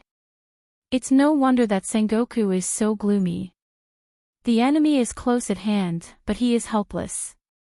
Instead, he is full of smiles, for fear of angering the celestial dragon in front of him and releasing the mad dog Doflamingo to harm the world, not to mention the powerful aura of the celestial dragon. Now there is the identity of 7 warlords of the sea, and his master Dustless secretly protects him. There is really no one who dares to trouble Doflamingo. This kid is now free and unfettered. The only one who can restrain him is Dustless. Of course, after Doflamingo committed crimes, in the end, the black pot always needs to be carried by someone else. The bitter candidate is only Sengoku. It's no wonder that the marshal can't lift his head in front of Dustless. Doflamingo, the mad dog, is a big guillotine. If you have something to say, just say it. Dustless's words made Sengoku see hope and his face was full of joy. But before Sengoku could be happy, Dustless's sudden words once again put him in the 18th layer of hell.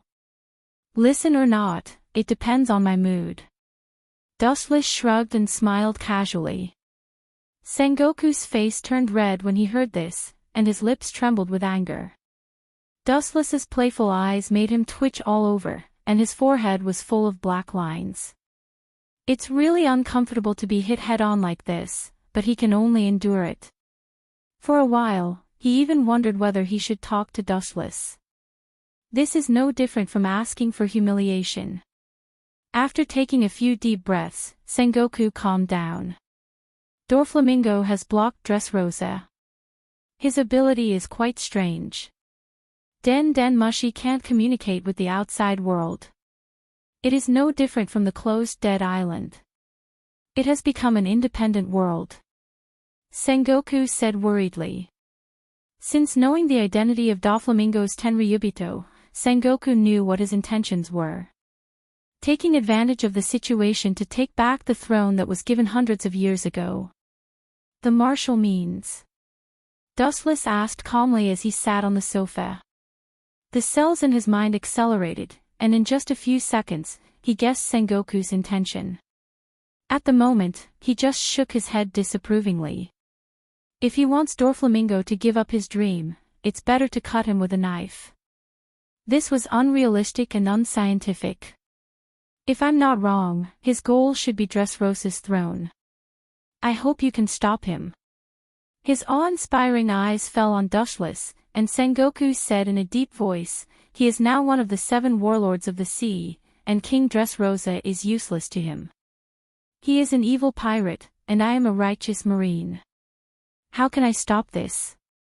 I'm not familiar with him, and we're sworn enemies. Dustless chose to be perfunctory and play dumb.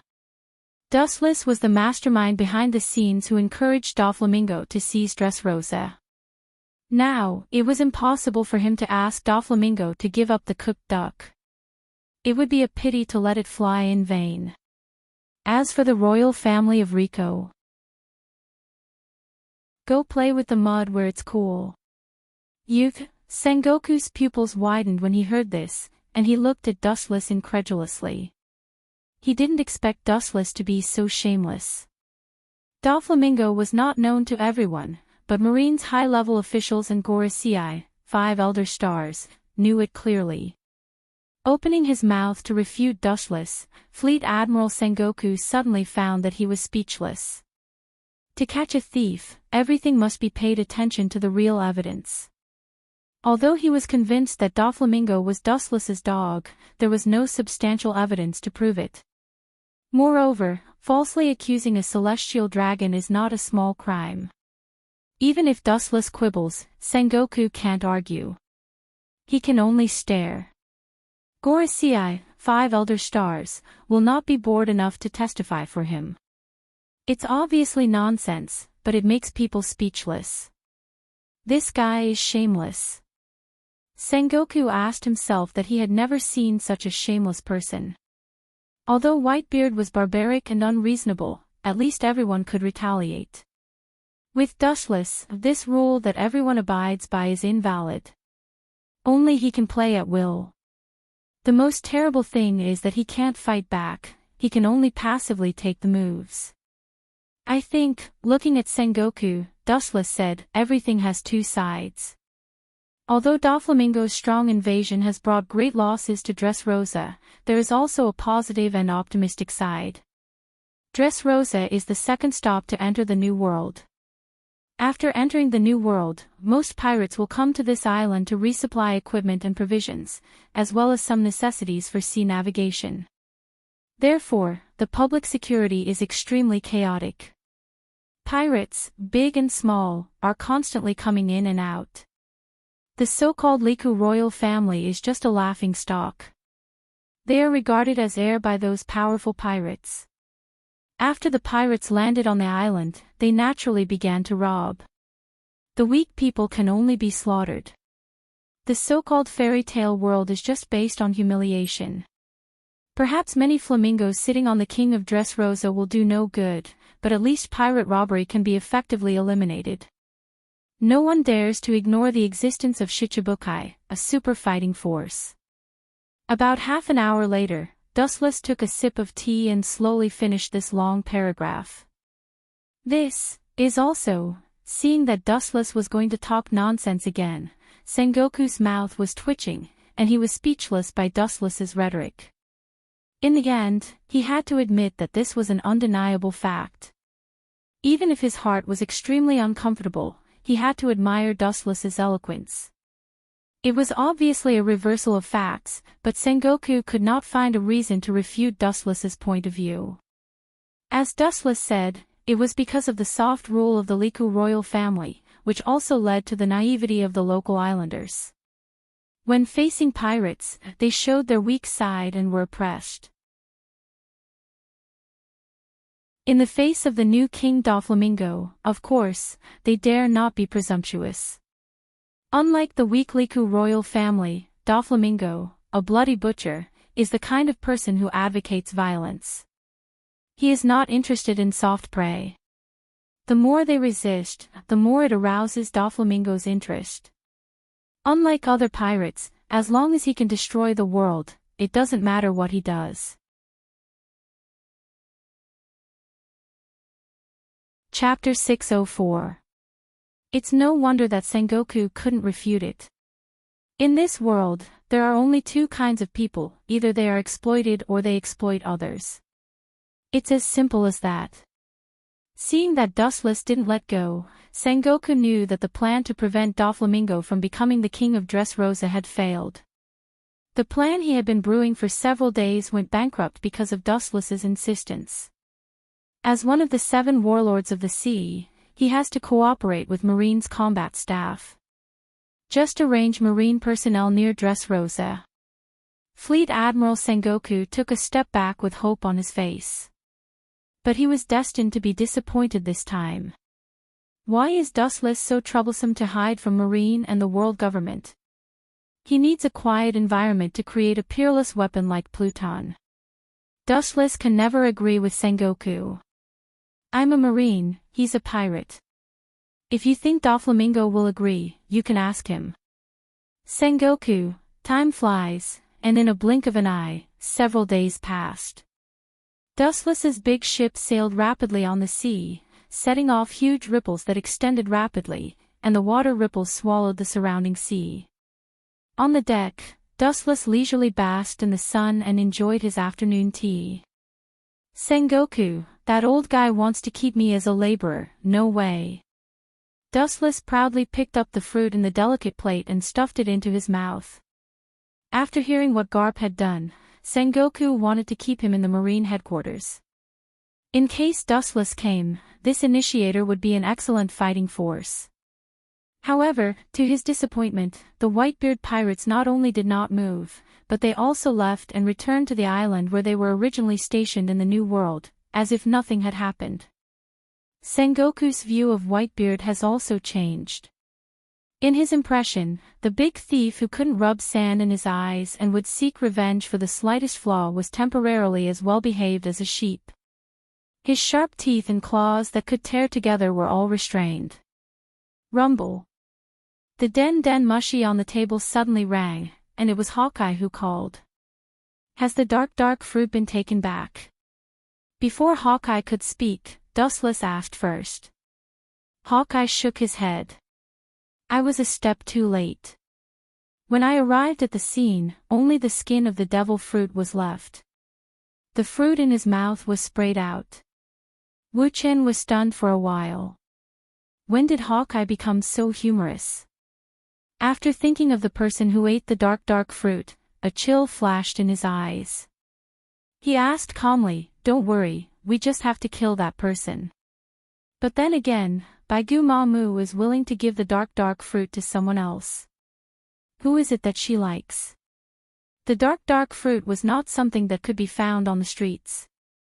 In the past, even a flame fruit could cause countless pirates to fight over it.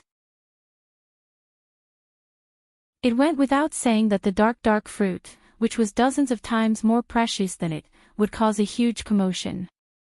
Therefore, the user must also be a confidant of Baigu's mother. A guy named Baron Eggy. His strength is quite good. He is slightly stronger than the average Marine Vice Admiral. He is also very young. The most important thing is that he is a loyal dog of Baigu Mamu. Hawkeye said bluntly. Baigu Mamu's men are different from others. Strength is secondary. The key is loyalty. The Baigu Mamu pirates have more than 5 people who are stronger than Baron Eggy, but they are all ambitious. Maybe the dark fruit will be given to them in the next moment. The next second, a cold light flashed and a big sword cut towards Baigu Mamu. This kind of thing can be found everywhere in the cruel sea of the second half of the Grand Line. Kill the guy named Baron Eggy, so that even if he eats the dark fruit, it won't help. In the end, the Big Imam pirates are still drawing water with a bamboo basket. His eyes were cold, Dustless said coldly. What can be chosen by Baigu Mamu to welcome him is not heaven, but a cold and gloomy hell. It's just a small matter. Hearing this, Hawkeye confidently replied. This is extremely simple for him. He can easily kill Baron Eggy in just a few rounds. At that time, a new dark fruit will be born in some corner of the world. In the end, the final winner is Dustless. Whether it is Whitebeard or Baigu Mamu, they were all severely cheated once. Compared with the Whitebeard pirates, the Baigu Mamu pirates were much more miserable. More than 30% of the combatants were annihilated and Baigu Mamu herself was seriously injured. Although she also injured Whitebeard, she suffered more than Whitebeard in his prime. The title of the strongest man in the world, even Whitebeard will accompany him in the future, not to mention that he is still in the golden stage. When Whitebeard and Baigu Mamu fought, the Baigu Mamu pirates were doomed to be defeated. Due to Dustless's calculations, the New World's Yonko, 4 emperors, were hit hard. The Whitebeard pirates were the most intact. Although their combat power has declined, they still maintain their original state. The only thing that is worrying is that in the battle with Baigu Mamu, Whitebeard himself was inevitably injured. His body is not as good as before. The battle with Baigu Mamu was almost a battle of killing 1,000 enemies and losing 800 of his own men. As for the other 3 emperors, their fate was even more miserable. The Kaido pirates were hit by Dustless's Tensei Seismomai, and only a few elites in the entire fleet survived. Next is the Baigu Mamu pirates, who were lucky by the Whitebeard pirates and could only retreat in embarrassment. As for the Akagami, Red Hair, pirates, they received special treatment from Dustless and were the most miserable of the Yonko, 4 emperors. Especially the Vice-Captain Beckman, who also carried the notoriety of killing each other, quietly withdrew from the New World and is currently active in East Blue. Anyone who wants to join a group of cannibalistic pirates has to think carefully. Although Beckman was framed by Dustless, the photos that cannot be quibbled have spread throughout the New World.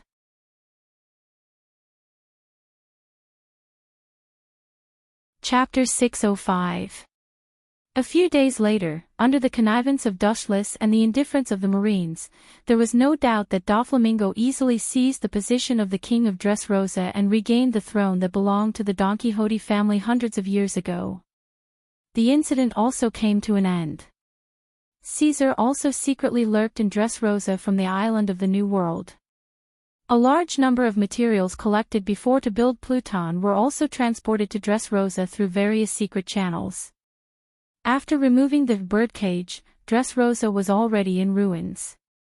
Smoke and beacons were burning everywhere.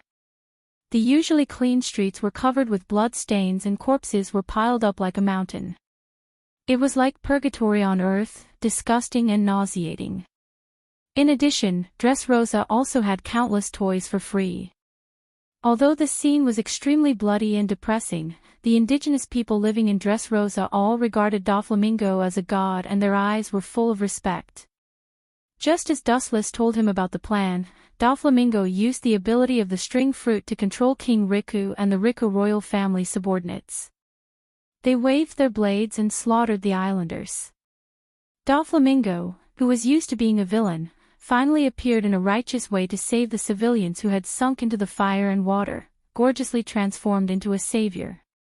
Red Hair Shanks's hatred for Dustless was deep in his bone marrow and penetrated his soul. How could he let go of the Black Hand who caused him to lose the New World and had to return to East Blue to recuperate? For Red Hair Shanks, who valued his companions, Dustless took away everything including his dignity. His friend Hawkeye Mihawk was instigated by Dustless. Beckman carried the notoriety of killing each other. The members of the former Akagami, Red Hair, pirates were all dead and they were forced to withdraw from the New World. Among the Yonko, 4 emperors, he was undoubtedly the one who hated Dustless the most. He couldn't wait to eat his flesh and drink his blood. Shanks, don't worry about it. Fame and fortune are nothing to a pirate. It doesn't matter to me whether I'm infamous or famous. Somewhere in East Blue, the Akagami, Red Hair, pirates stopped here. Beckman stared at the unwilling Akagami, Red Hair, Shanks and comforted him with a calm tone. Even though he wanted nothing more than to tear Dustless to shreds in his heart, he still had to endure at this moment. Hearing this, the red-haired Shanks clenched his fists even tighter, his knuckles cracking. His eyes were filled with murderous intent. The more Beckman behaved like this, the more he felt helpless and guilty. If he had defeated Dustless, he would not have ended up like this. Speaking of which, I heard that the next town is called Windmill Village. It is related to the Navy's hero, Garp. I heard that his grandson was adopted by the people in that town. Seeing Red Hair Shanks so obsessed with Dustless, Beckman changed the topic, hoping to divert his attention. Otherwise, Dustless might become Red Hair Shanks' nightmare. He had lost his adventurous spirit and was like a walking corpse that only lived for revenge. Garp. Hearing this, Red Hair Shanks' empty eyes regained their luster. His face flashed with surprise.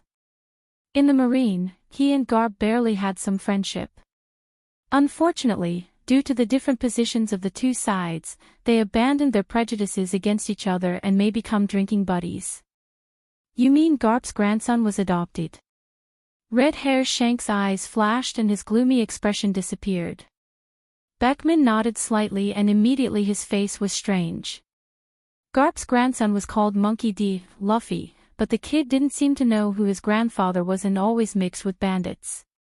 He also has a brother called Porkis D. Ace and a kid named Sabo who grew up with him. Looking at the red-haired Shanks, Beckman truthfully reported that because he was afraid of the Marines' ambush, before he came to Windmill Village, he had already sent people to inquire about the situation of the village, and by chance he heard about the deeds of Monkey D. Luffy and his 2 companions. Suddenly realizing something, Beckman said, "Shanks, you don't want to, how can I have such a dirty idea? I don't care about the life of a kid." Waving his hand to interrupt Beckman, Shanks took off the straw hat on his head and looked at it deeply. The reluctance in his eyes disappeared and his hesitation turned into determination. Beckman's expression was stiff and he had already guessed the intention of Red Hair. He was about to persuade him to give up the absurd idea when Red Hair Shanks' voice sounded. Captain Roger once said that, D's will, has a great relationship with that race. Tenryubito is called God, and D's will is the natural enemy of God. You might as well gamble, Beckman. For Dustless, Red Hair Shanks knew that he was not his opponent. Even if he fought for a lifetime, he may not be his opponent. He could only choose a powerful successor and gamble him in the next era. There is a D in the name, and he is the grandson of Marine hero Vice Admiral Garp. This is the most suitable. Ha! If Garp knows that I trained his grandson to be a pirate, his expression will be wonderful. In the dark, Red Hair Shanks seemed to have seen Garp gnashing his teeth in the future. Red Hair Shanks laughed heartily, and his previous depression was swept away and he was restored to his usual optimistic appearance. Seeing this scene, Beckman opened his mouth but didn't speak. He shook his head helplessly and a relieved smile appeared on his face. As a pirate, you have to be straightforward. Being fearless is the true nature of a pirate. Little did he know that this scene was seen by White Setsu hidden in the dense jungle. It's a good plan, but unfortunately, it's just your wishful thinking, Red Hair Shanks. Glancing contemptuously at red-haired Shanks who was laughing boldly, White Setsu's face was full of disdain. He snorted disdainfully at red-haired Shanks. The human heart was something difficult to control. Dustless may not be able to control it completely, let alone red-haired Shanks.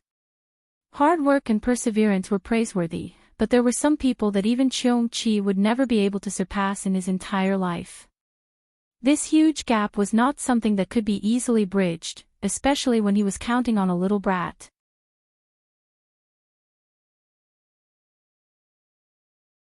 Chapter 606.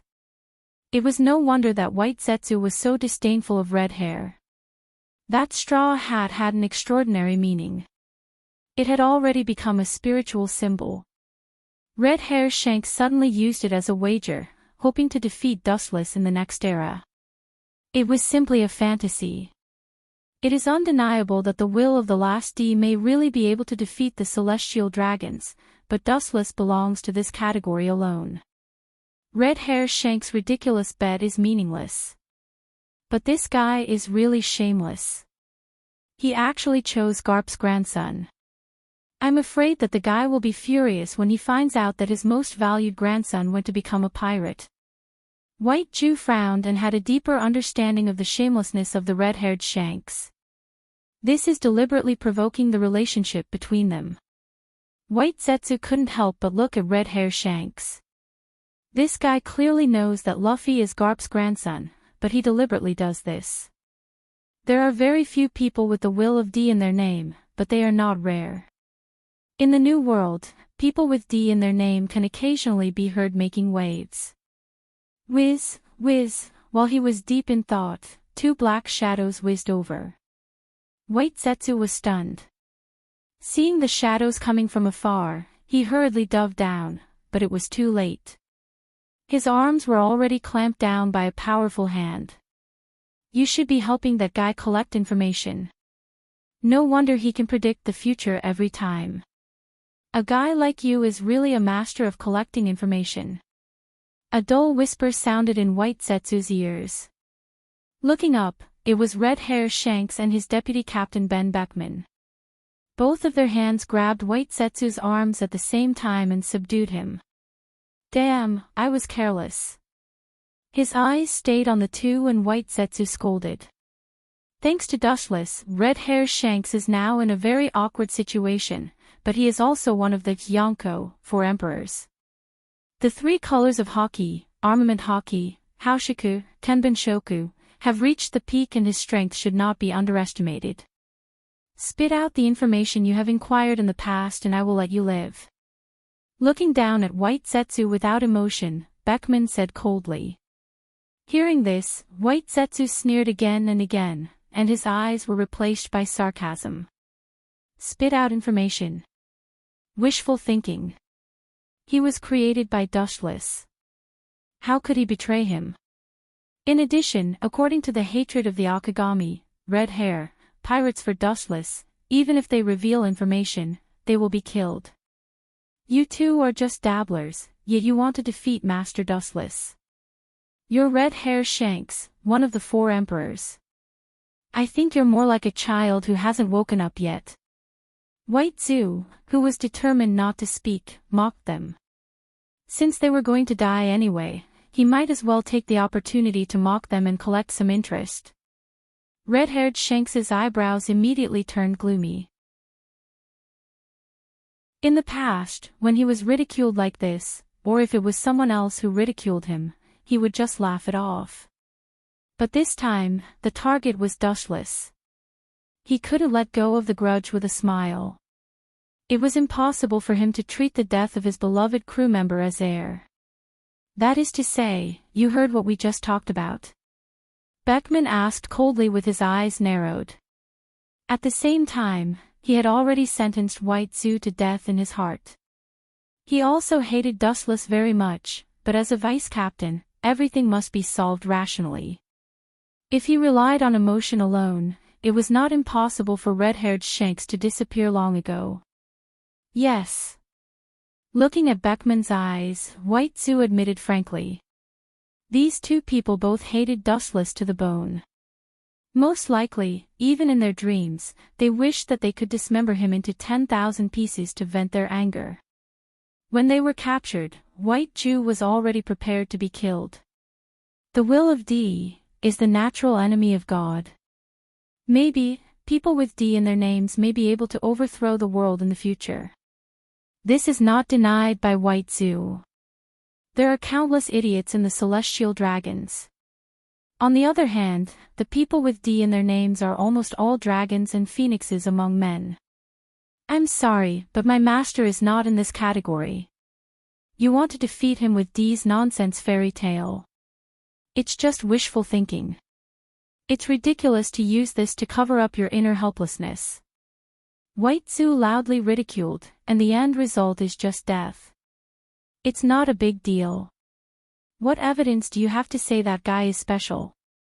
Boom. His eyes flashed with anger. Red-haired Shanks grabbed White Zoo and threw him on the tree, making a dull impact. Just a spy, a mouse that can't see the light, has such a good eloquence. That guy is surrounded by monsters. His eyes locked on White Zoo. Red-haired Shanks' face was indifferent, and the sword in his hand was unsheathed. The sword was covered with a cold light and pointed at White Zoo's head. He didn't expect that one day, in the face of an insignificant pawn, he would feel speechless. Dustless Master is also a celestial dragon, but he is different from that group of garbage. I advise you to wash your neck and obediently stretch out your neck for punishment. With a strange smile on his mouth, White Zoo sneered. Dustless is an outsider. He does not belong to the world in front of him. In the eyes of Dustless, these people are just a group of ignorant indigenous people. It's that simple. D's will is the natural enemy of God.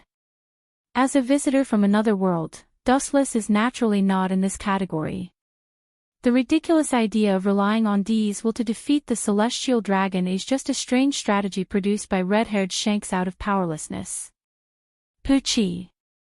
The cold light passed through White Zoo's body and easily divided him into two. The unknown sword in his hand was skillful and cut iron like mud. At first glance, it was not an ordinary thing. Do you need to change to an island? Looking at White Zoo who was killed, Beckman suggested. Dustless's subordinates were all strange and unpredictable people. Whether it was their ability or strength, it was beyond imagination. Just like White Zetsu, who was spying for information, no one would have thought that there was such a strange existence in the world. No need, he has been killed, and the information can't be passed out.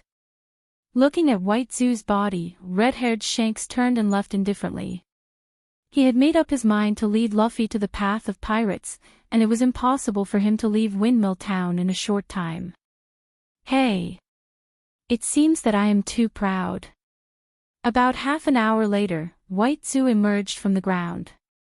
The reason why he was locked by red-haired Shanks and Beckman was that he deliberately exposed his breath.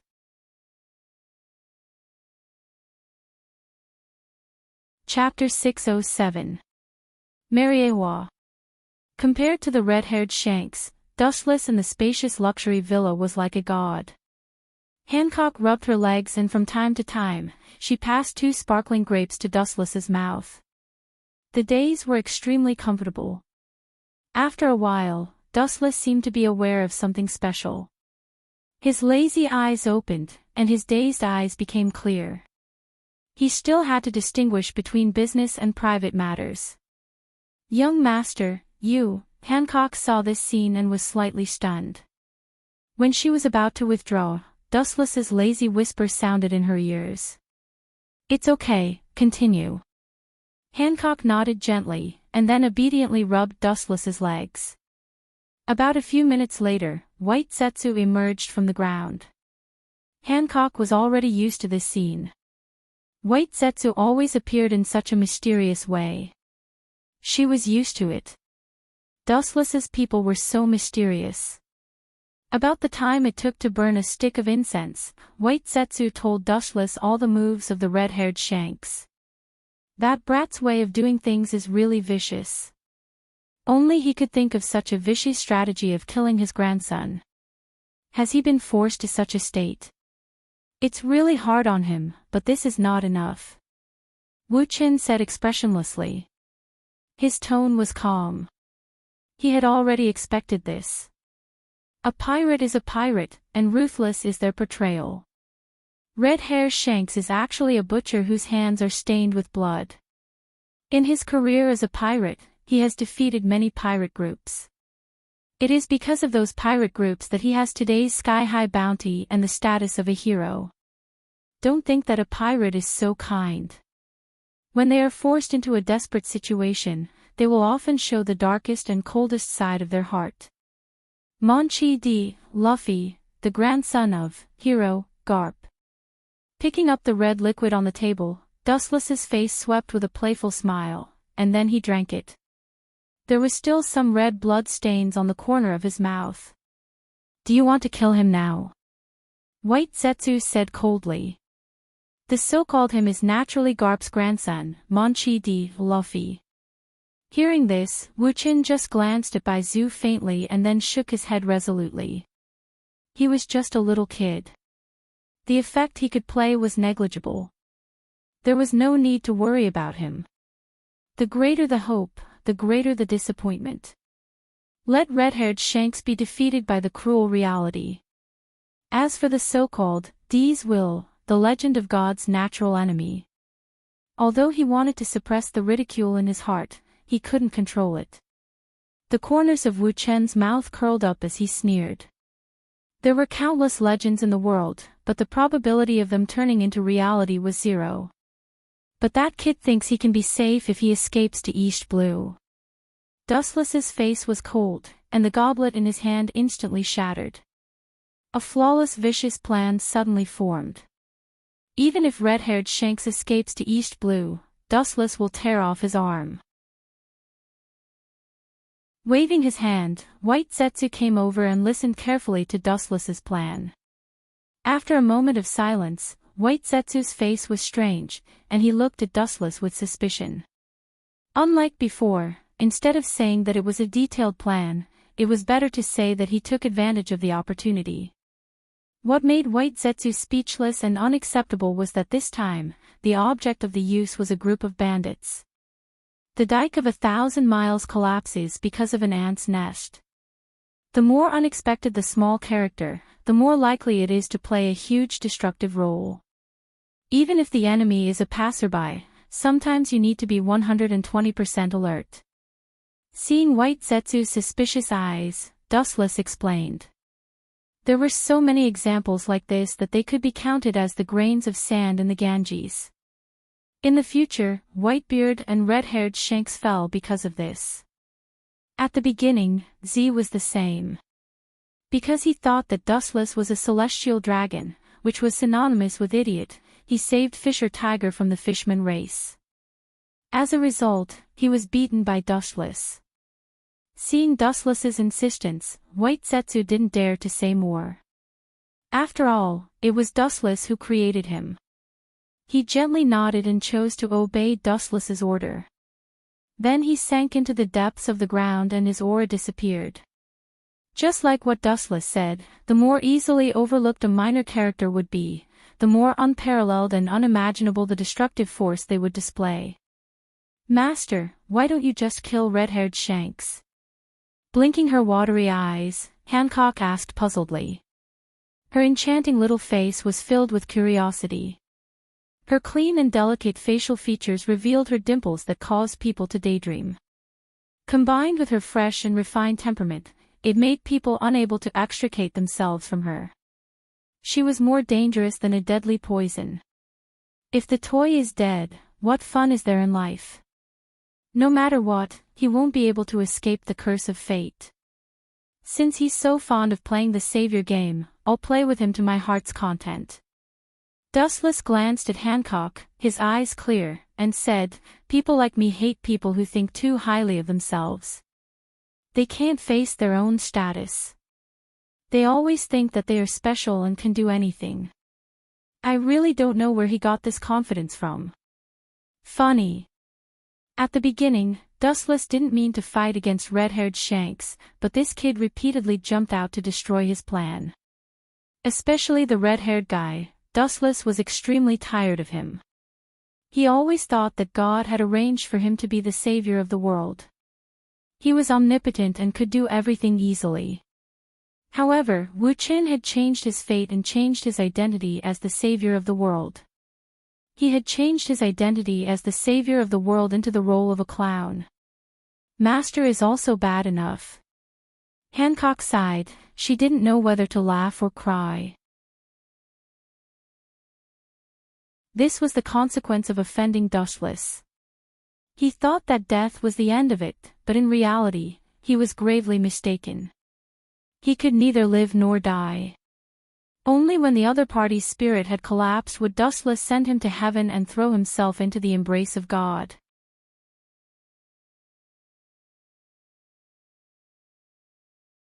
Chapter 608. For Hancock's dumbfounded expression, Dustless just ignored it.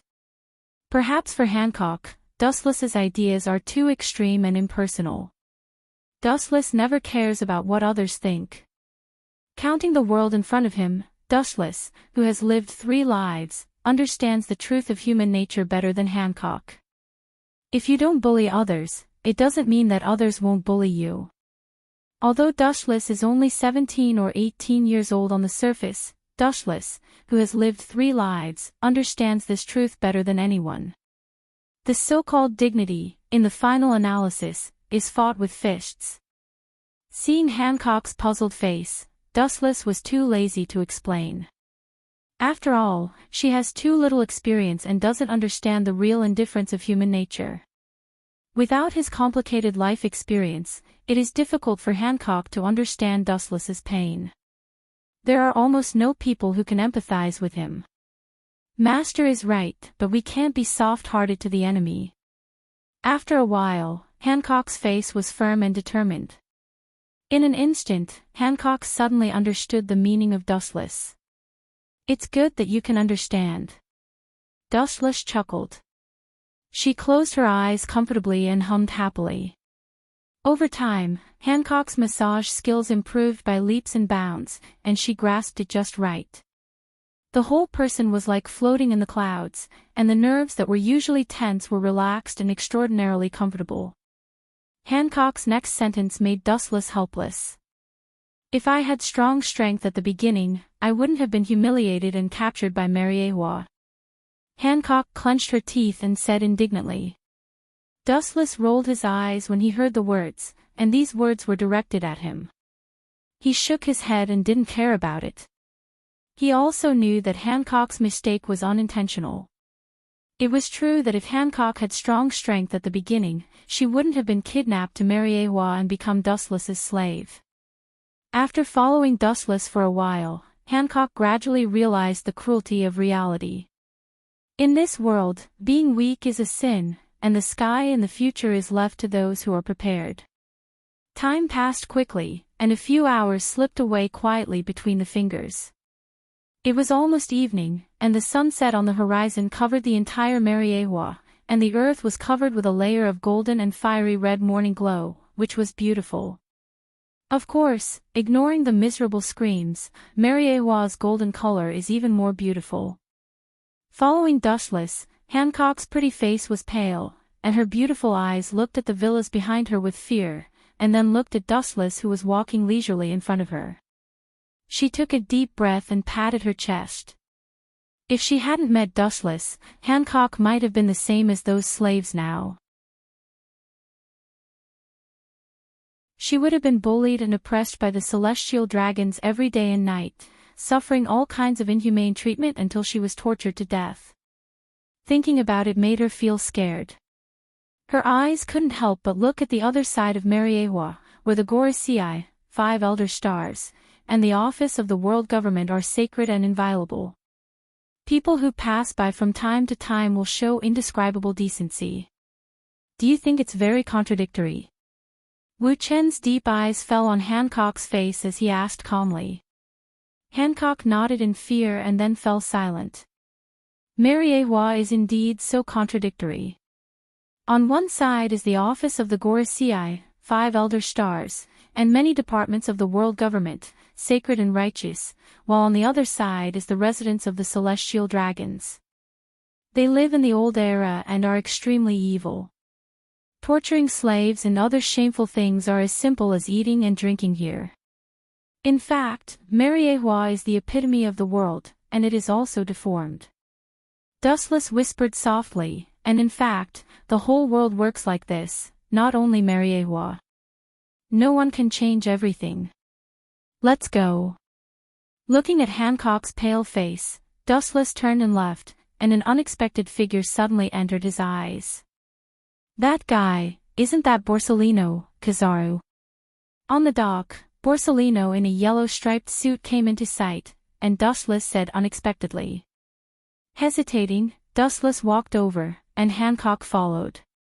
Kizaru, who is nearly 3 meters tall, has a bitter face, and his expression is sluggish as if he is seriously ill. His eyes are dark, and from time to time, he flashes a rare light. Obviously, he is very upset. This is strange. Dustless's mouth raised a playful arc, and his pace was faster, and Hancock behind him also opened a distance. It is worth investigating what happened behind him that can make Kizaru show such an ugly expression. Kizaru's wretched old face drooped, and it was full of gloom, as if someone robbed his money and not only did he not return it, but also beat him up. Borsellino. The light voice entered his eyes, and Kizaru, who had his head down, looked up, and Dustless's figure came into view. Royce South, Saint. Kizaru's gloomy expression was swept away, and Kizaru's smooth tone was respectful. The identity of Tenri Yubito and Marine Admiral were enough for him to look up to. I heard that Kazan and Sakazuki, and you will be promoted to Admiral soon. Why did you suddenly come to Mariewa? Staring at Borsellino's battleship, Dustless frowned slightly. This battleship is obviously different from Marine's battleship. It belongs to the world government, or simply belongs to Vegapunk's scientific force. Vegapunk, that old guy, actually asked me to be his test specimen, and Fleet Admiral Sengoku has agreed. Kizaru's old face twitched fiercely, and his expression became more gloomy, and his eyes were gloomy enough to drip water. Dustless is one of his own people, and he did not hide it. Despite Vegapunk's repeated assurances, the scruples in Kizaru's heart were still difficult to dispel. It was like a white mouse being experimented on by Vegapunk, and no one could be relieved. Believe in Vegapunk's technology, even if you really die, he can bring you back to life. Dustless smiled. He knew that Vegapunk was interested in the ability of Kizaru's glinting fruit. At the same time, he suddenly realized that it was a once-in-a-lifetime opportunity for him.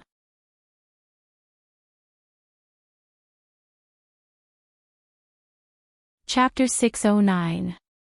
The world is very big, and more than 95% of the area is the sea. Even if Dustless reaches out and sings again, it is impossible to cover the whole world with one hand. Therefore, if he wants to dominate the world, he must have a very large number of troops. Dustless didn't think of this before, but now after hearing what Borsellino said, Dustless also had an idea. Vegapunk, that old guy. I can talk to him about a business deal, that old guy shouldn't refuse. With a gloomy smile on his face, Dustless's eyes lit up. Dustless can order Vegapunk to hand over ordinary things, but confidential research documents are as difficult as ascending to the sky, and it may not be able to scare him. What's more, Dustless needs something that can't be seen on the street. According to Dustless's guess, the Gorosei will definitely stop him. What he wants is the essence of Vegapunk's lifelong research, the bloodline factor, which is the foundation used by the later generations of Doflamingo to create human-made devil fruit. Caesar once said that what Doflamingo stole was an incomplete part. It's impossible to get the complete information of Vegapunk's bloodline factor. Even if he wants to call it out, the 5 elder stars won't just watch the information fall into my hands. Dustless frowned as he remembered the conversation with Caesar in the Den Mushy a few days ago. According to Dustless's understanding of the Gorosei, they will definitely not be willing to give such an important thing to him, and they will definitely refuse it with various excuses. Since they can't do it on the surface, they can only obtain it secretly. Obtaining the bloodline factor can also indirectly create an army of devil fruits. In the future, Kaido will buy a large number of artificial devil fruits from Doflamingo and create the world's first artificial devil fruit army. Dustless can follow this method. His current subordinates are only Hawkeye and Doflamingo. Wanting to control the world with these people is tantamount to a fool's dream. The government's humanoid weapon project has been failing a lot recently. There is no suitable body to carry Vegapunk's experiments, so this hard job fell on me. Borsalino sighed and said dejectedly, the undead army that attacked Mariewa last time made Vegapunk see the feasibility of the humanoid weapon plan. He wants to put my glint fruit on it. As a reward, the highest commander of the scientific force will be me. It sounded tempting, but the premise was that it was a success. Dustless can understand Borsalino's pain. He is a dignified vice-admiral, and he will be promoted to admiral at the same time as Kazan and Sakazuki. But now that Vegapunk had taken a fancy to him, it was self-evident how tangled he was. Borsalino couldn't help but envy Dustless. Dustless's ability was very similar to his, but Vegapunk only took a fancy to him. As for Dustless, Vegapunk probably didn't have the courage to ask. Vegapunk's experiments often fail. Focusing on the key words, Dustless asked blankly. In his impression, Vegapunk is the world's #1 scientist with countless geniuses. Although Caesar was the first to stand up and express his dissatisfaction, the fact is that he is not as good as Vegapunk. That's for sure, he is not a god, failure is natural, a strong mind of 500 years is nothing. Borsalino said with disgust. A vice-admiral of the Marine is about to be pushed to the operating table by Vegapunk. It would be strange if he was happy, and Vegapunk's failed works are also countless. Maybe Borsalino will also be labeled as a failure. There is no suitable human body to carry my glint fruit. Normal human beings are too far behind. At the very least, their physical strength must reach the level of a vice-admiral. Kazara's lazy tone was full of pride. Dustless heard this and nodded. He has used glint fruit for decades, and he knows the power of glint fruit better than Borsalino. If he wants to install some of the glint fruit's abilities on the humanoid weapon, he does need a suitable and strong body. In fact, there is someone who meets your requirements. Dustless's seductive voice sounded in Borsalino's ears, and the latter's eyes became cold, but soon dimmed, and his lazy tone was puzzled. I know 2 people can definitely. Mr. Z and Mr. Garp's body both meet that level, but they will certainly not agree. Borsalino's tone was unprecedentedly gloomy, and he said helplessly. You dare to think about it, Vegapunk doesn't have the courage to do it. Dustless said with unusual certainty. Vegapunk didn't dare to think about using the Marines, Hero, Garp and the former Admiral Z as an experiment, even though his status is high, he didn't dare to open his mouth. Not to mention Z for the time being, the hero Garp has become a symbol of the Marine. In fact, I can recommend a candidate. With his body's hardness, there is no problem for him to withstand Vegapunk's destruction, but I'm afraid there will be conditions. Dustless's words were like a life-saving straw, attracting Kazara's attention. It's normal to have conditions. When I became a lab rat, I also made conditions, otherwise, who would agree to this kind of experiment? Borsalino thought deeply. Become Vegapunk's test subject for free, what a joke. He wasn't that magnanimous yet. Borsellino also made conditions, that is, to become the highest officer of this force in the future, without any promise of reward, who would agree to be Vegapunk's test subject. The current meatball fruit ability user, the man who once had the title of Tyrant, the bounty of 296 million berries, is also one of the 7 warlords of the sea, Bartholomew Kuma. Dustless said bluntly, his tone was decisive. In fact, Dustless had secretly controlled Tyrant Kuma last time, and now he is his loyal dog. Thinking of the importance of the bloodline factor, which is more important, this Shichibukai is as light as a feather. If he loses a bear, he will get a group of artificial devil fruit troops in the future. After some calculation, Dustless did not hesitate to sell the bear.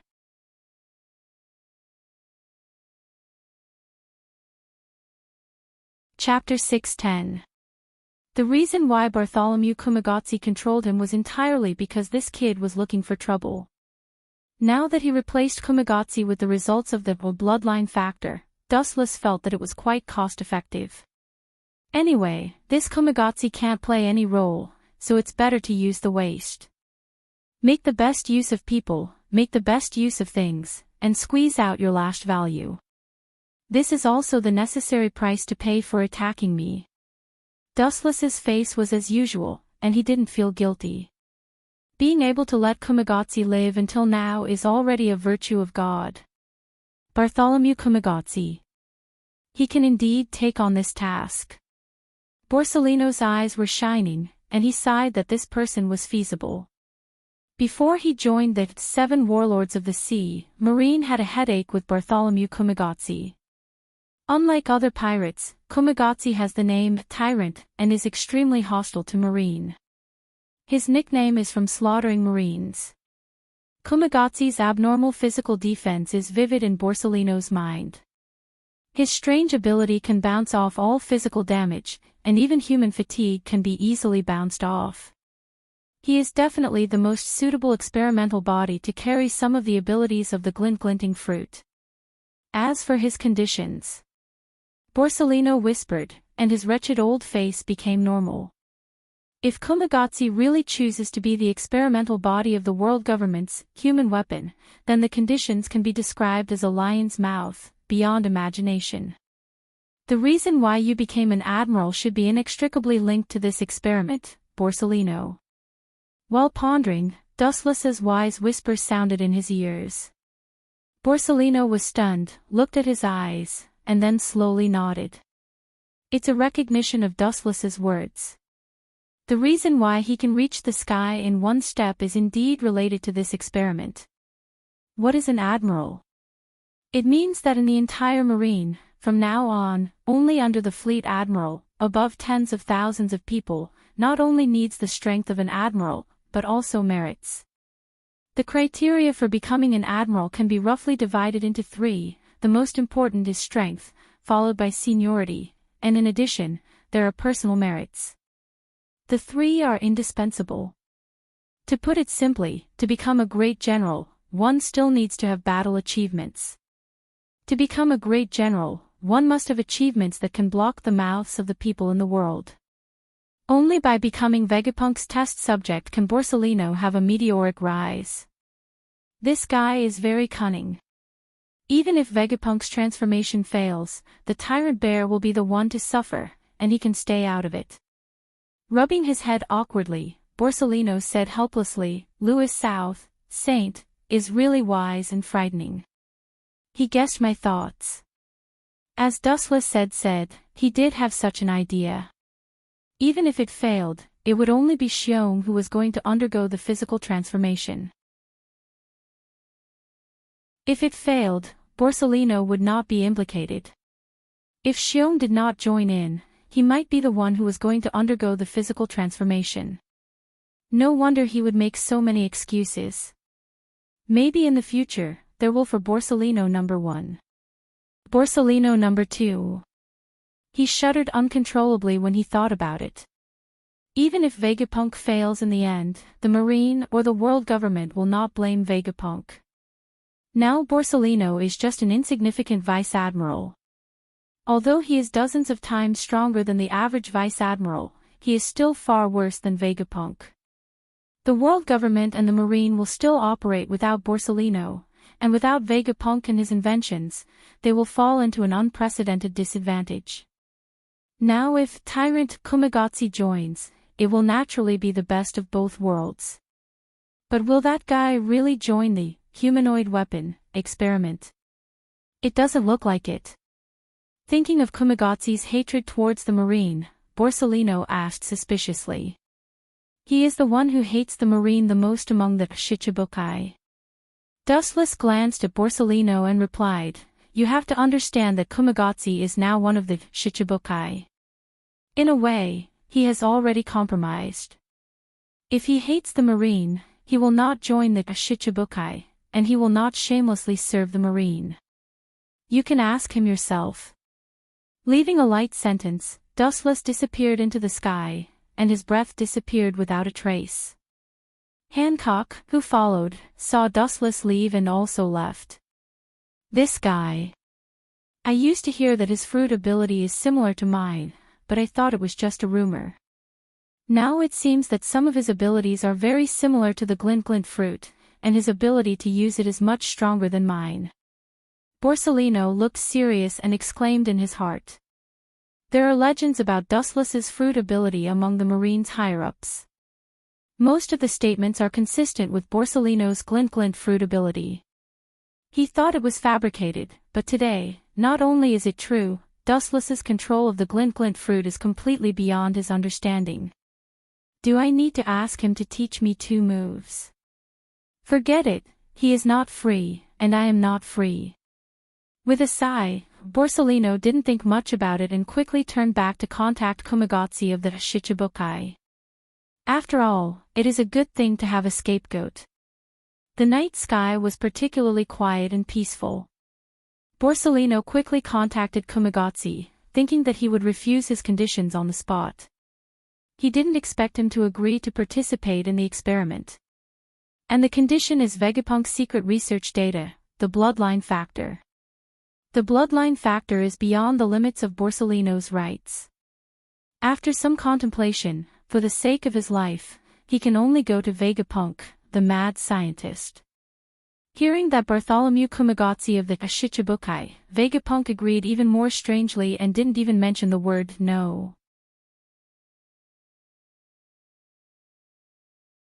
Not only was Borsalino not happy, but he also had an ugly expression on his face. He secretly scolded Vegapunk for being shameless. He felt abandoned. When there was no suitable experimental subject, he flattered him every day, but when there was Kumagatsu, he immediately put him aside. You're tuning in to the LoveLore Library YouTube channel. We're so grateful for your support, and don't forget to subscribe to join us on this incredible journey through captivating stories.